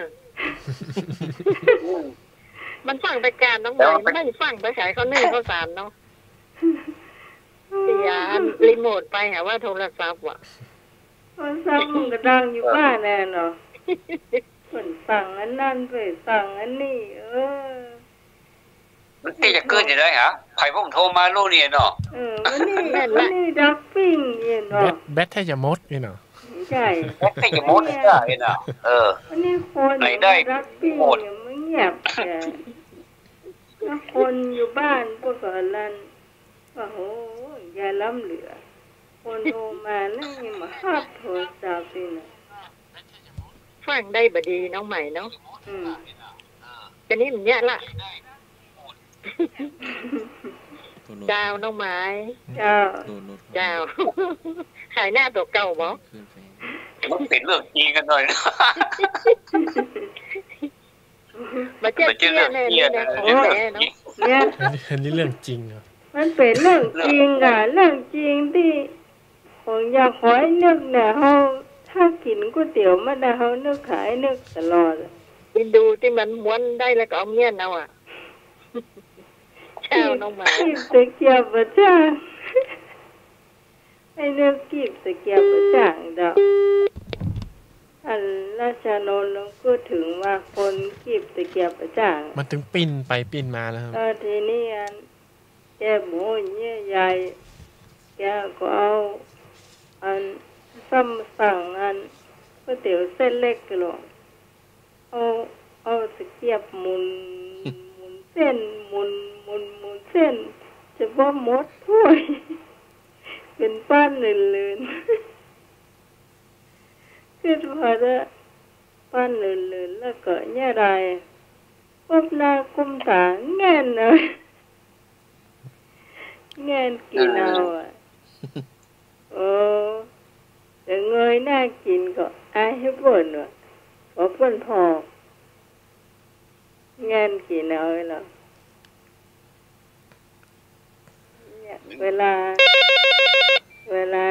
กินเดี๋ยวนึกถึงไอ้นึกนะ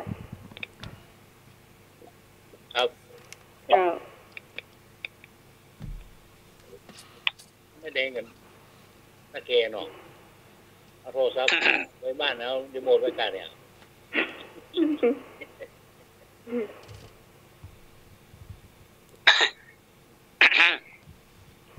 อาบน้ำโอ้จะมูให้หอมด่าหนุ่มดีเนาะเนื้อหนุ่มเนาะ ขนาดผ้ายังนุ่มแล้วเนื้อมันก็นุ่มปะเนาะ ผิวนุ่มไปเนาะใช่มันจะคันนี่กะมันจะคันจะแพ้ถ้ามันแพ้นี่อย่าคันนะเนาะถ้ามันแพ้นี่ก็เหมือนมันก็ใกล้ปูนั่นนะแต่มันนึกทราบว่าเหมือนสบู่เหรอนึกอยากปลาข้าวหนุ่มเนี่ยมันจะหูเลยอ่ะมันจะมีอย่างหนึ่งคนเดียวมันจะมีสายหุ่นฝังเนี่ยอันนั้นต้องใจไอ้อย่างก็ต้องระวังเนาะสมัยนี้ฉลาดก็ต้องระวังมีความสับสนอย่างคนจีนนี่ก็เหมือนกันนะมันมาบ้านเฮานี่มันมาซื้อผลิตภัณฑ์บ้านเฮาไปกินเนี่ยอย่างเวลามันขยักน้ำแบบเปล่ามันก็ไปซื้อกับที่ชาวเกาะเนี่ยโอ้มันดูดกินกันเป็นที่ออกข่าวเป็นเรื่องเป็นราวเนี่ยพระอาจารย์มันลุต้องมันว่าน้ำแบบเปล่าประเทศไทยนี่ตึงบัดลำสักหน่อยอ่ะตึงมันตึงเยอะมันเยอะมันยึง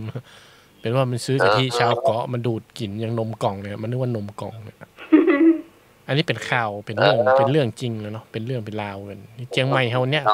เป็นเจียงใหม่เนี่ยมันหันก้าหูบะเปล่าอ่ะมันก็ซื้อไปกินมันดูดกลิ่นอย่างนั้นนมกล่องเนี่ยลุต้องกันเนาะมันก็ค่อยฉลาดเพราะมันอ่านภาษาไทยไปได้มันผอหูบเอามันก็มาว่าน้ำแบบเปล่าอันประเทศไทยนี่ตึงบัดลำสักหน่อยว่ะมันหยอกกะทิไปถึงกล่องโอ้ชาวเกาะน่ะเนาะถ้าอู้เป็นเมืองมันถึงว่าโอ้น้ำมะพร้าวเมืองไทยเด็ดถึงมันยื้อมันยึงเนาะมันเยอะมันกินอะไรไม่ไม่อร่อยเลยไม่อร่อยเลยไม่เข้าท่าเลยมันยื้อมันยึงคนไทยกินเข้าไปได้ยังไงวะหยอกชาวเกาะไปเป็นกล่องแกงทะเลเลยเว้ยก็มันแบบเจ๊เล็กตาซอยเหนื่อยเนาะมันนึกว่าเล็กตาซอยแล้วเป็นเสียลูกใจอ่ะ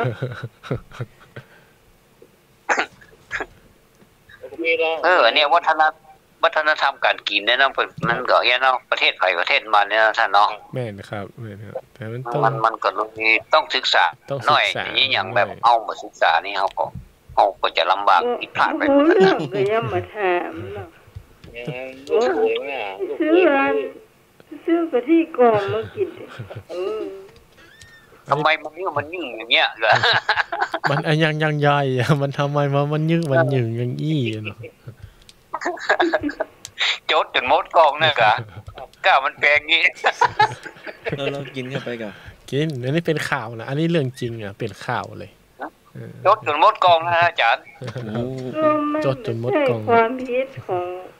คนขายโอ้ที่มันลูกต้องอ่ะเนาะมันไปซื้อเซเว่นไงครับมันไปซื้อในเซเว่นเลิกพ่อนะต้องไปห้อง1669แล้วนะแบบนี้กับซันไลเห็นนะพระอาจารย์ซันไลนี่ก็น่ากลัวนะซัน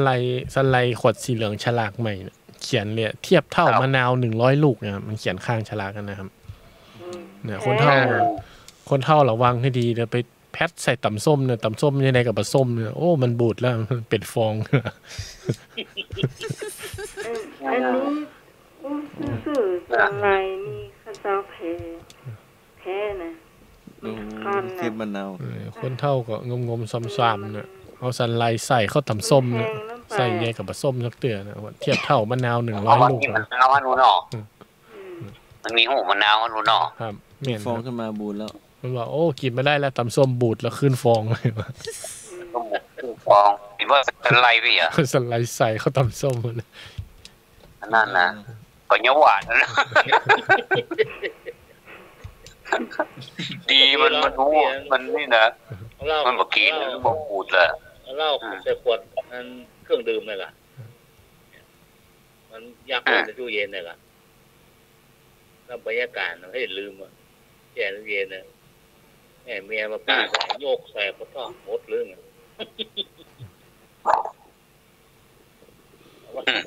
เอาว่าน้ำอันนี้มันน้ำเครื่องดื่มเลย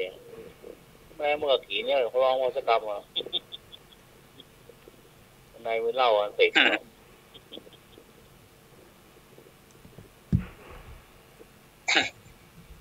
ต่อไปเป็นมีอ้อมจ้ะเดี๋ยวอ้อมก่อน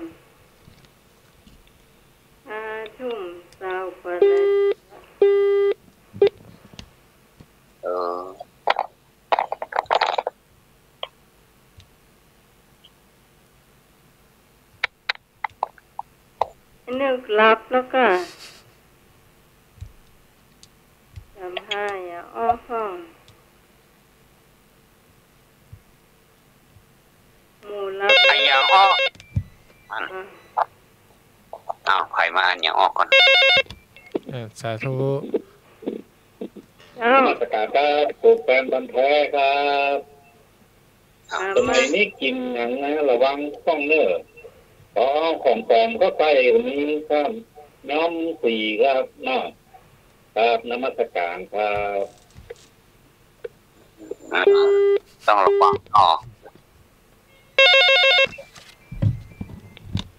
อันนี้มาใต้อันยังอ้อเฮานั่นว่าแต่ครับผมขอถามอันยังอ้อสักคนนะครับจุดอันต่อกันนะครับ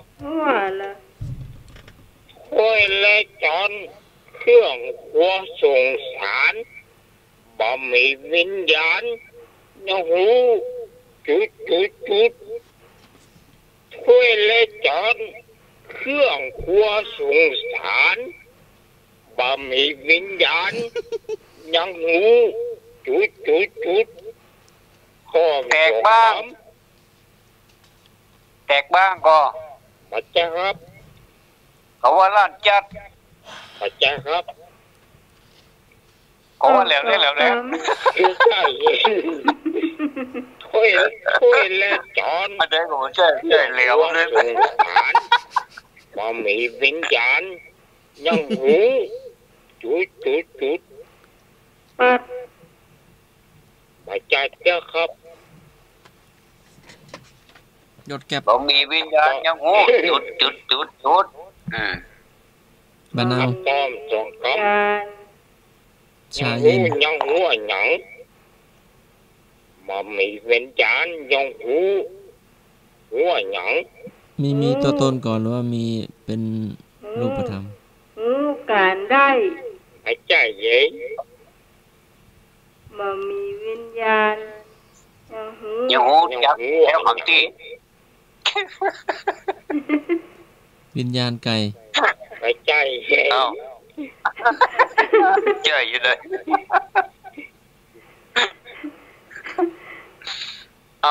เน่าแล้วบ่ห้วยและจอนเครื่องครัวส่งสารบ่มีวิญญาณยังหูจุดอย่าครับต้องส่งคำพัพยาปอกหายใจเย็นน้ำต่ำส้มแล้วลูก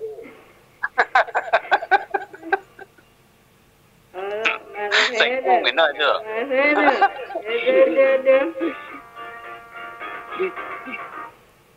ใส่น้ำตาลปี๊บตัวเนอะเผ็ดเลยเนอะมันยังหูฟัดกันมันได้ครับอาจารย์ครับใช่ค่ะแม่ยังไม่เข้าเลยแต่ยังไม่ได้อย่างน้องไหมเข้าอะไรนี่แม่เข้าอะไรไม่ได้อ่ะเดี๋ยวแม่วางเดี๋ยวน้องโทรหาช่วยและจอนเครื่องครัวส่งสารบะหมี่วิญญาณยังหูจุดดิสมอลี่ไปจ่ายน้ำมันหาเลยลูกหายเคี่ยวกับลิ้นมีกระหกกันบ้างไปจ่ายครับผมว่ามันหูแตกบ้างนะมันใจว่ะนะมันจับได้ก่อไปจ่ายครับมันมีชีวิตก่อมันติดเทียบไม่ได้จ้ะมันเป็นของใจหรือว่าเป็นของมีชีวิตมีชีวิตครับมีชีวิตครับแล้วมีอยู่ตามวัดหรือว่ามีอยู่ตามบ้านมีทั่วไปตามบ้านก็มีวัดก้อนหินมีก่อนวัดก็มีวัดฝายหินก็มีหมดครับอยู่แถวๆไหน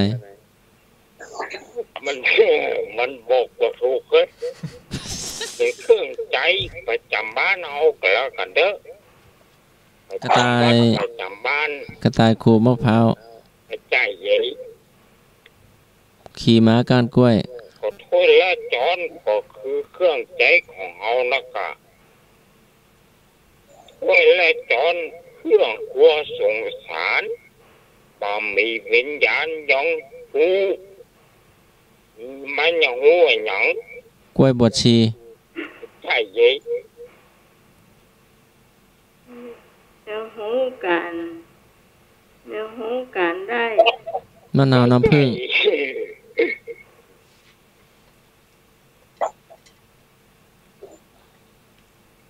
ผู้รู้ดีย่อมเจริญ บาจ้าครับเด็กแต่ใบตัวห้านเรา2 ตัว เจ้า โถถุงกับโต๊ะเตาโถถุงกับโต๊ะเตา ราชการเข้าใจ ธรรมะตัวเก่า ไปจ่ายเย่ ขอถุงก็ต่อแม่ขอถุง โถถุงกับโต๊ะเตา คำว่าฟัดกันนะก็มันใหญ่นะ ไปจ้า ต่อถูกคือถูกเนาะ โต๊ะเตาเหรอ ต่อถูกแล้ว ถุงข้าวเปลือก อย่างงูอย่าง ถุงข้าวสาร ถู ไป ก จ่ายเย่ ถูกตาม ไปจ่าย ถูกต้อง ถูกต้องมันละครับมันละถูกต้อง อืม เวลาจอนเครื่องหัวสงสารบะมีวิญญาณยังหูถูกต้อง นั่น อัน นะมาว่านะเอาว่าร้านแล้วก็มีคนต่อแหมก็ได้แล้วเนาะ อะ ยาวอ่ะ อะไรนะ มี ยา ต่อ ว ไหม อ่ะ ยังหูถูกต้อง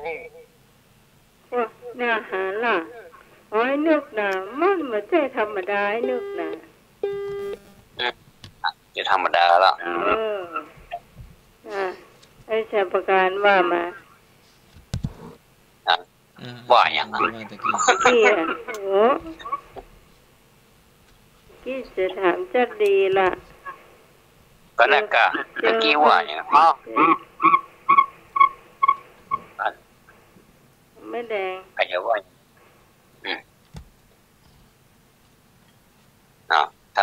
ถ้าบอกว่าก็จะว่าแล้วดึง ว่าเลย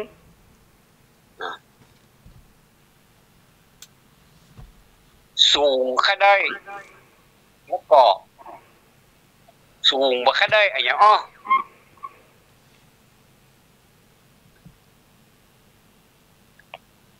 สูงแค่ได้ก็บ่ได้บ่แค่ได้สูงอีกดีกว่าอ้อสูงแค่ได้แล้วก็บ่แค่ได้สูงไอ้อย่างอ้อ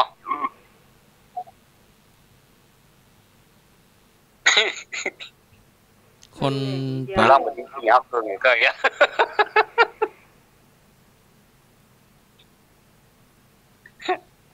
เขาลงปันดามันจ ค ริงๆแล้วก็ นสูง อ่าน ไม่แดง คนต่ เป็นอย่างก็น้องหมายแม่มันได้ยินทีอ่ะสูงเขาได้สูงมาเขาได้อย่างใหญ่หู สูงนั่นก็ สูง สูงก็สูงนะสูงเนี่ยไปถึงก็ได้ แต่ว่าถ้าสูงนี่ก็ค่ได้หรอกนี่เด้อ ำเป็นมีชีวิตหรือว่าเป็นของใจ มีชีวิตตัวเองแล้วก็บ่มีชีวิตตัวเองสองอย่าง มีชีวิต สูงก็ได้ แต่แหมสูงก็ค่ได้อย่า แล้ว แต่ถ้ามันสูงอยู่ดีไม่สูงก็ค่ได้ก็ถ้าสูงออดๆแอดๆนี่ก็บ่ค่ได้หรอกอย่างอ้อ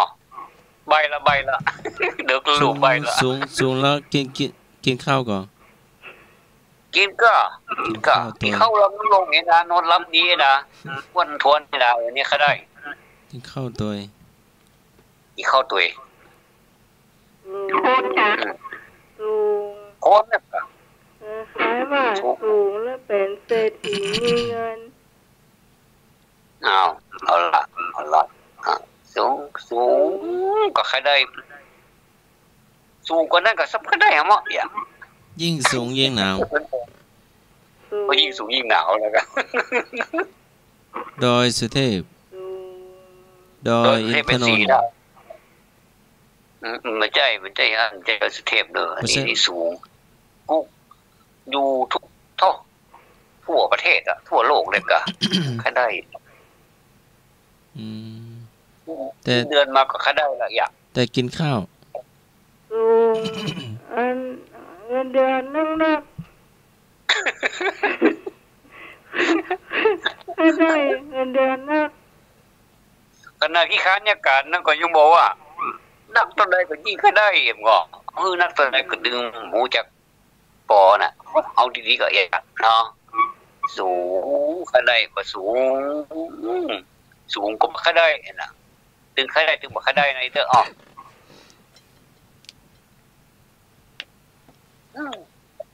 มันยากนะไหนเนี่ยมันยากนะเฉลยแล้วเด้อเฉลยซะเดี๋ยวก่อนเฉลยแล้วกันวันนั้นก็ถามว่าเรามาละครับผมไอ้หนุ่ยสูงแต่กบก็ได้เมื่อบริเวณไม้ก่ะนี่มันนึกถึงเล่าคนหนึ่งละไม่อยู่ป่าว่ะเห็นเงือบไม่แม่นบริเวณไม้หมดส้มตรงใส่ตา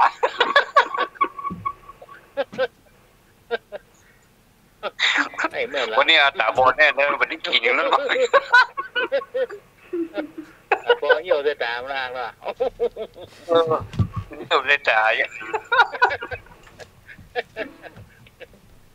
แปลงตามุมไม่รู้เนี่ยมันได้กินน้ำเล่นไหมเขามันได้กินน้ำเล่นไหมกินน้ำตาตัวเขาเนี่ย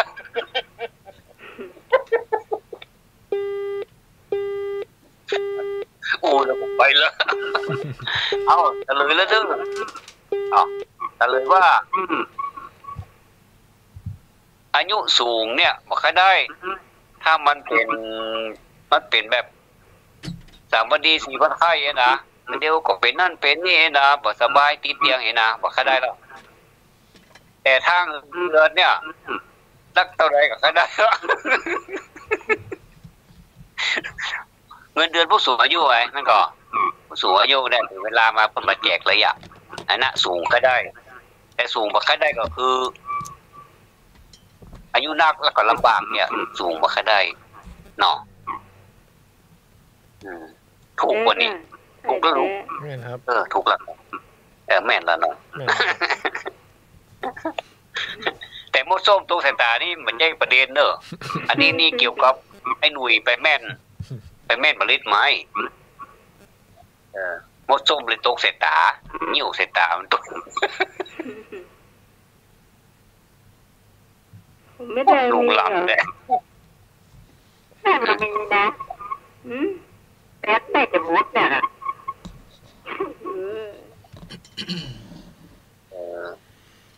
แม่หันตัวก็แก้หันตัวเนาะสูงค่าได้บ่สูงบ่ค่าได้เนี่ยนะสูงอย่างหนึ่งก็ค่าได้สูงอย่างหนึ่งก็บ่ค่าได้นะหันตัวเนาะอันนี้แควนก็มีคู่พ่ออยู่แควนก็ไปคู่วิกี้ว่าตะโกนเนี่ยเขาก็อายก็รู้เนาะ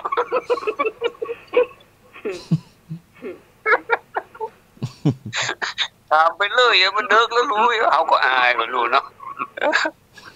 เป็นยังเขาไปกู้น้องใหม่เนาะน้องใหม่สู้ๆไปอยู่จะไปกู้น้องใหม่นะก่อน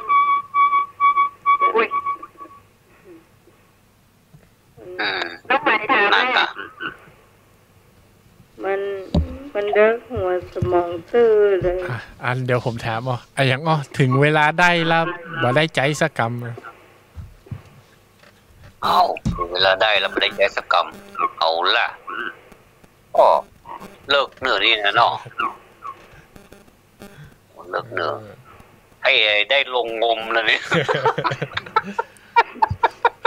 อยู่ใกล้ๆกันตะเกียนะครับกะมาเลิกเนี่ยกะใกล้ๆเนี่ยกะผมนึกว่าได้ใส่ชุดมนุษย์กบลงงมถึงเวลาได้แล้วบ่ได้ใจสักกรรมชัดตังเกือบแม่นก็แม่นเหรอจะตังมันเป็นสตางค์แล้วแต่มันแบบเป็นสตางค์สักกรรมครับมันเป็นกระจื้อมันบ่ได้จื้อบ่ได้ ชาวพนักกิจศพเจ้ามันมีสีนะครับเบี้ยยังชีพฮะเบี้ยยังชีพแม่แม่แล้วครับเบี้ยยังชีพแต่แก้วมันโดนไข่เขียวแล้วใจหอมไข่เขียวไงเนาะส่วนใหญ่จะเป็นอย่างอันนะพระอาจารย์เท่าที่ผมพูดจากคนเท่ามานะโอ้แล้วเอาเข้ามาเอาไปอย่างเงี้ยอันบนนี้ง่ายๆกันเนาะจะเป็นจะอั้นกันนะถามว่าอะไรนะถ้ามันจดก็เขาก็จะเป็นนะเนาะผมว่านะขายเขียวกันหมดนะครับถ้าว่าใจหลานกดเนี่ยเรียบร้อยหมดแล้วนั่นก็อันก็สรุปแล้วมันก็คือกรรมนะเนาะครับกรรมของเวรของเวรเป็นเวรของกรรมถามว่าอะไรนะเป็นว่าพี่ตองมารับด้วยก็สู้ถามว่าอะไรนะถึงเวลาได้กับมาได้สักกรรมถามมา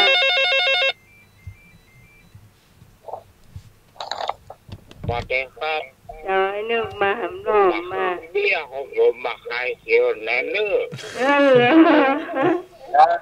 เนี่ยจังที่ผมมาขายเขียวมาขายเขียวแต่มาลงแม่วางนี่อ่ะลงขวดนี้มีพ่องนี่ลงขวดก็เนี่ยชีวิตนะมันเนี้ยสมบัติเสียแล้วจ้ะแม่ถามนี่ได้ก็โตได้ไหมเจ้าโอ้ได้จ้ะมันจะบนดินแล้วหน่อยในดินอ่ะน้องใหม่บัดตอบเนอะน้องใหม่ห้ามตอบว่าได้มาทัวดินก็มันดอกบนดินแล้วมันหน่อยในดินอ่ะไม่ใช่มาทัวดินกะทัวลิสงอ่ะดินไหนแล้วไปแต่ไหนแล้วไปมันไหนแล้วไปแล้วแม่ไหนทำไมแล้วไปถามมาถามมันขึ้นมองจ้ะสมัครถามเนาะกำแพงเพชร7 ชั้นกั้นธานีเมือง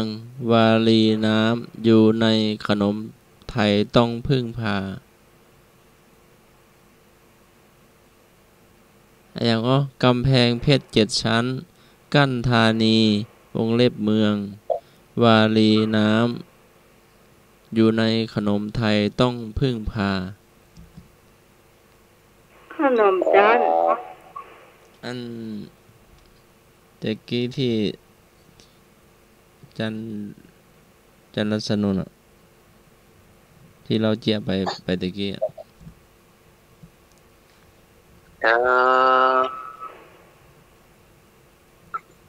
นึกได้ละจันนึกได้ละที่เปล่า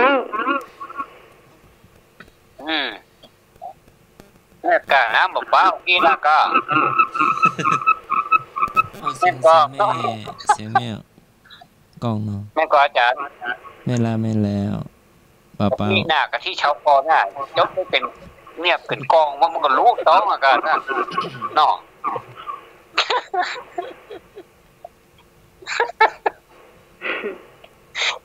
จดบอกว่ามันทำไมมันยิ่งนี่วะเดี๋ยวของใครกล้องเสียงของทาง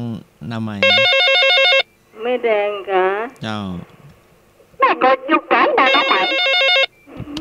แม่ขอเดียวหน่อยแม่ลองปิดพระเจ้าพระอาจารย์เจ้าไม่สมแม่จะถามนี่หนึ่งเจ้าไม้6 ป้องฝั่งเห็น1 ป้องเหลือกี่ป้องเจ้าไม้6 ป้องเจ้าฝั่งเห็น1 ป้องไม้5ค่ะเหลือ5กะเจ้าเบิดใจมาดูมันเหลือสักป้อง ไม้หกป้องฟังไม้ป้องหนึ่งกันเหลือสักป้องมันก่อนเจ้ามันเป็นจะได้บ่เหลือสักป้องจะสมังเหลือสักป้องไม้หูกับเจ้ามันเป็นไม้หูนะมันเป็นไม้มันเป็นไม้หกอาจารย์สมัครบ่ฮู้จักไม้หกเป็นยังไงไม้หก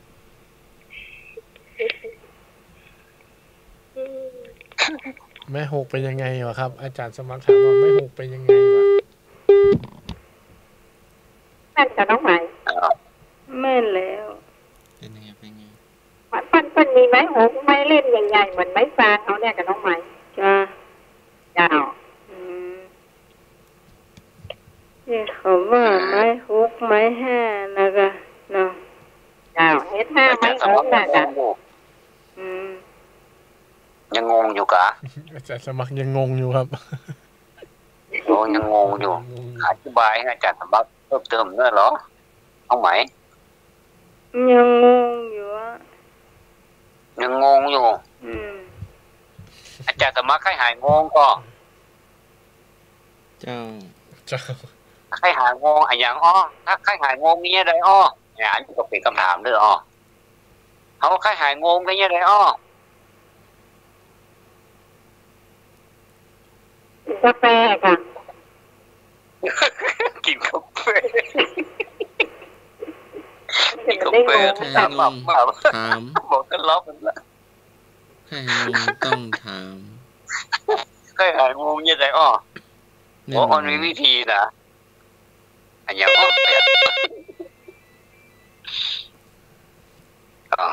ให้หายงงอ่ะครับผมกับให้หายงงแล้วผมมีอย่างเดียวละโอ้น้ำมนต์นะโอ้น้ำมนต์หายงงกันครับหายงงก็งงเอาไปตัวยังพ่อเก่งไม่ได้เอางองูไอ้ตัวหายงงเนาะ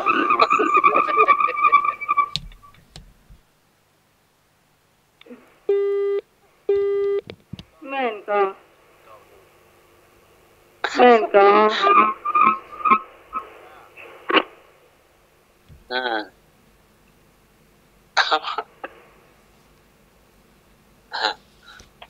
อย่าง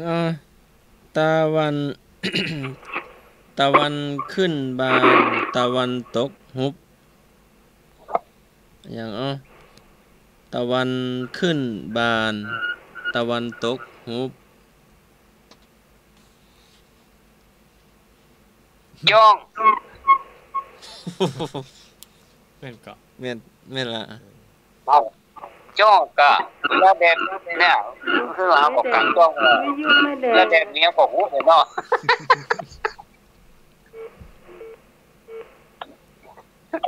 แม่นเลยอย่างนอนน้ำห่มน้ำนอนน้ำห่มน้ำเอาล่ะเกาหัวโคตรหวานละ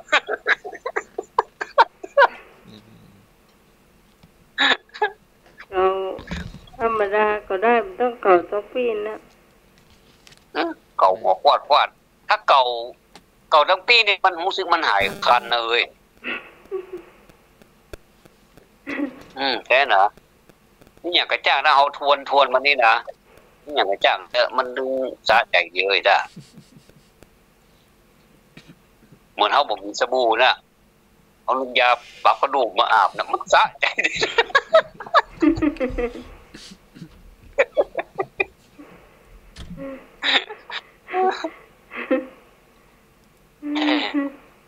เรื่องเป็นราวของมนุษย์เนาะสปาสเปนแก้ผิวย่นไม่ต้องรีดด้วยนะครับเนาะใช่โอ้มอยจิมอยอย่างเงี้ยมอยเจออะไรเสื้ออย่างนั้นผสมแล้วไปต้องมาไม่ทุกอย่างนะแต่ได้ขวดได้ก็เหลือขิงนั่นนี่วันมันเหมือนกันเนี่ยนั่นก็กดอันนี้ก็กดอย่าเอาเนี่ยเว้ยเนาะกดเนี่ย ยังไม่ได้ตอบเลยเนาะ ว่ายาย ยังไม่ได้ตอบเลยลูก นอน ตอบก็ น้ำ ได้เดี๋ยวน อนน้ำห่มแหนม นอนน้ำห่มน้ำไม่สมตอบมาเนาะไม่สมนอนน้ำห่มน้ำ โฮมอย่างก็ ห่ม ห่ม แหนม น้ เป็นของใจ ครับ ของใจทำมาหากินอะ ำนอนน้ำห่มน้ เออไปใช้เงาะไปใช้ไถนากลางไปก็ฟาด เป็นของทำมาหากินนะเครื่องมือทำมา ครับ เจ้า ใส่ ถูกต้อง มากินน่ะ ใส่ ำ ถูกต้องถูกต้องใส่ ครับ เอาทำไมเอาน้ำไปห่มไปด้วย แหนวตัวอยู่ในดินอยู่บนฟ้า ใต้เดือน เชียงดาว ใต้เดือน ลมดี ใส่เดือน เชียงตุง ถูกต้องครับ อาจารย์สมางยังไปเชียงตุงบนอยู่ ให้เชื่อประกันไปไหน ยังอยู่ อะเชื่อประกันไปไหน มาไปไหนลูก อย่าว่าอย่างนั้น กาวอะ ไปไหนเขารับอยู่ดีเขาดัง อืมดีก็เขายังลูกมาช่วย นั่นก็เนาะ ตอนแรกเขาจะปล่อยให้จัดคนเดียว อันอาจารย์สมาคู่เขาบาอันชุมนุมเทวดาแล้วเนาะในงานจะเข้านัก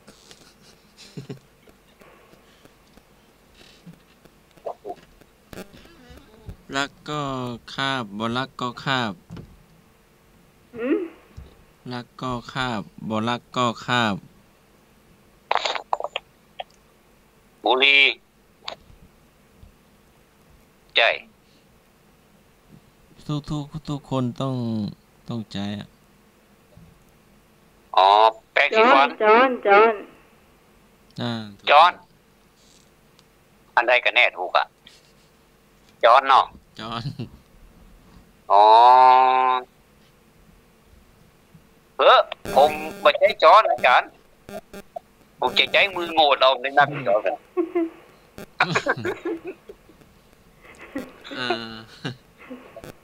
ยุกมาใส่เลยอ่ะ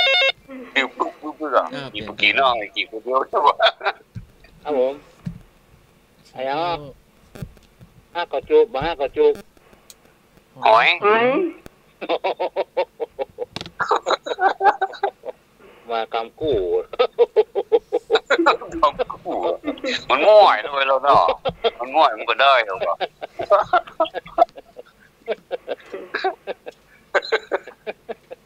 แอร์เราบอกแอร์แม่มันเราบูบรอเนาะ ตาไปก็ตามมันนั่นนี่เนาะ มันก็ปุยสอนนั่นแห นี่ ละ เมื่อตรงตากันเนาะ มันก็ปุยสอนนั่นหลังนะ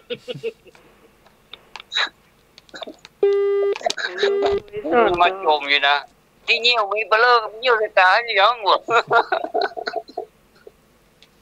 ผลิตไม้ก็ไม่ได้อุ้มตาโดนปิกบ้านวะ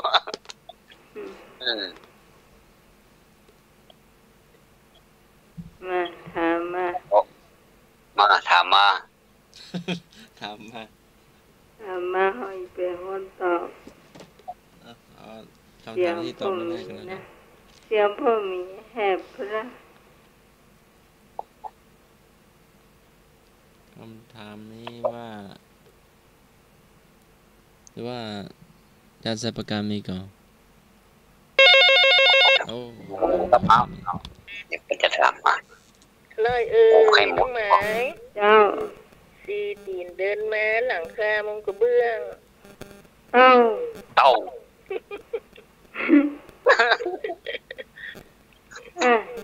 เดี๋ยวถามแม่ต่อถามแม่ต่อสี่ตีนเดินมาบนหลังคากระเบื้อง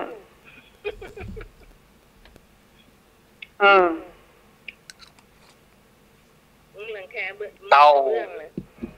เตาอยู่บนหลังเตา เตาส้นเตา ใช่ ฮะ เตาเตาเตาตัวลูกมันแก้ไหน เออเตาอะไรมี8 ขาอ๋อ เต้า2 ตัวครับ เตา2 ตัว มันไม่ได้อะค ให้ รับ กับน้องไม้เดี๋ยวเอาคำถามนี้ก่อนนะไม่ได้ตอบแมวแมวถูกต้องแมวขึ้นบนหลังคาเจ้าอ้าว โอ้แมวข้างบนหลังคาแล้วเตามี8 ขาเนี่ยอ๋อ ไอ้สาม เตามี8 ขา ตอบ2 ตัว มันเนี่ยอะไรอ๋อ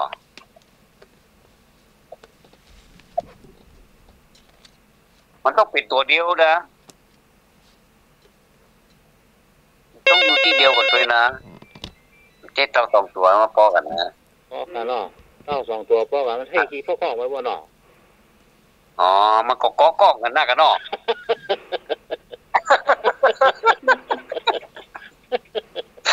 หน้าปกตามันก็เป็ดเลยดู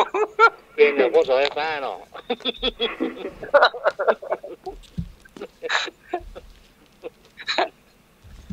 ไอ้อย่างลุงลังมัน ตามตาขาเดียวอย่าง ตามตาขาเดียว ตัก มือไม่แดงตอบเรื่อง 3 ตาขาเดียว ตำตาขาเดียวอ๋ออันนั้นพวกนั้นเนอะสี่แยกไฟแดงอ่ะ ไอ้ยา ไฟแดง หน้ากากไฟแดงไฟเขียวไฟน้ำเหลืองหน้ามั้ง ไฟจะได้ ไฟน้ำเหลือง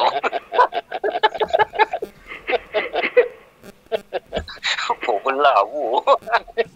แม่นก่อสัญญาณจราจรนั่นก่อ ขาเดียวมากล้องดูเดี๋ยวเนาะ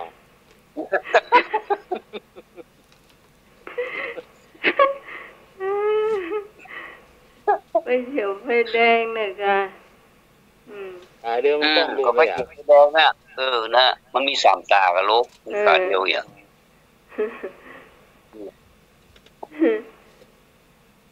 แอมคำถามสุดท้ายมา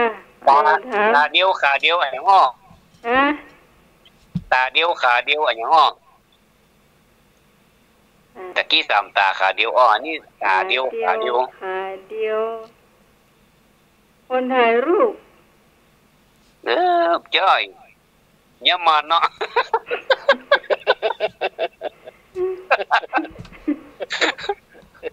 ไม่ใช่เนอะไม่ใช่ ถ้าตอบแบบสีถนนชัย ขา เนี่ย เดียวขาเดียวอย่างนี้ ตอบแบบสีถนนชัยคือไฟแดงแต่แก้มันเสียครับ ขาเดียวขาเดียวอย่าง อ๋อเอาใบเนาะเอาใบมันนี่แหละมันเดือดปะมันมักจะอยู่ตามโรงเรียนอ่ะ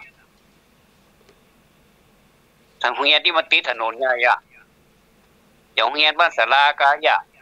โรงเรียนอย่างที่มันติดถนนใหญ่อ่ะ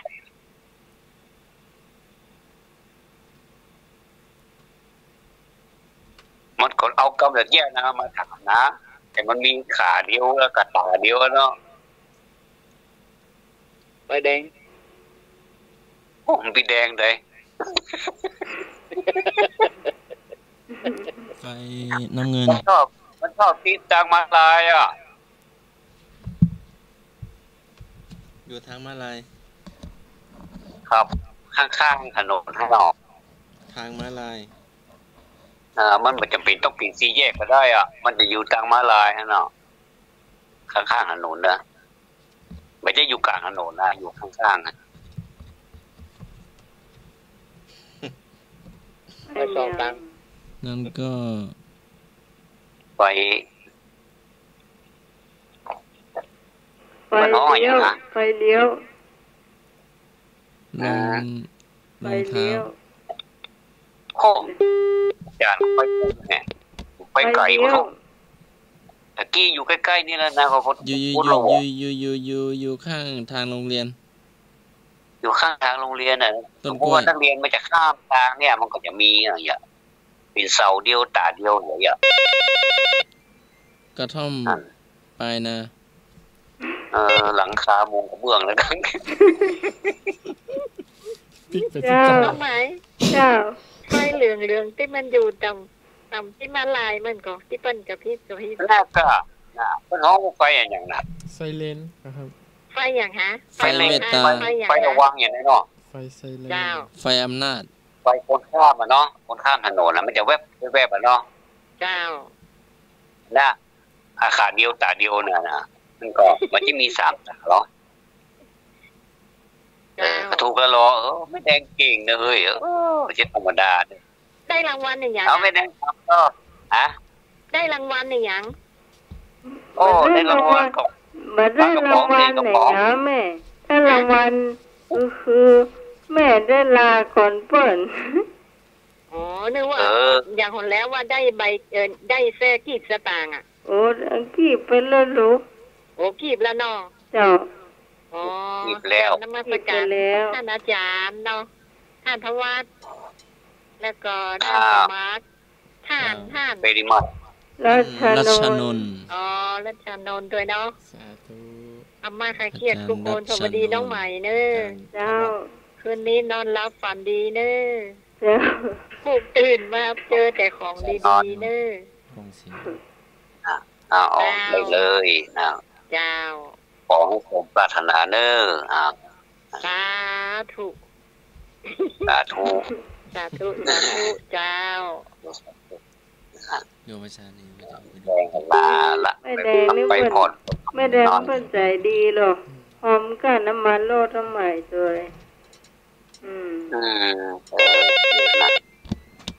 อ้าวเ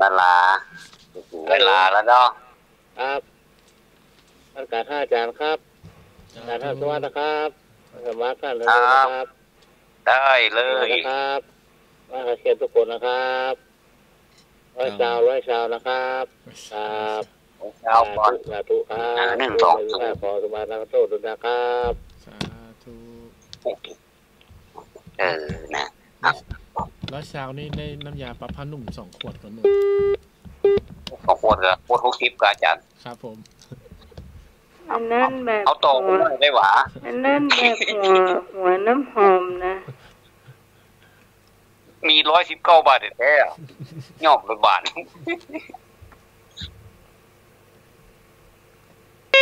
อาจารย์ลามันมาละมาเต็มครับขอให้ทุกท่านโชคดีมีเงินใจเหมือนกันทุกท่านทุกคนนะครับเจ้าสวัสดีเอาเหมือนกันเนอะ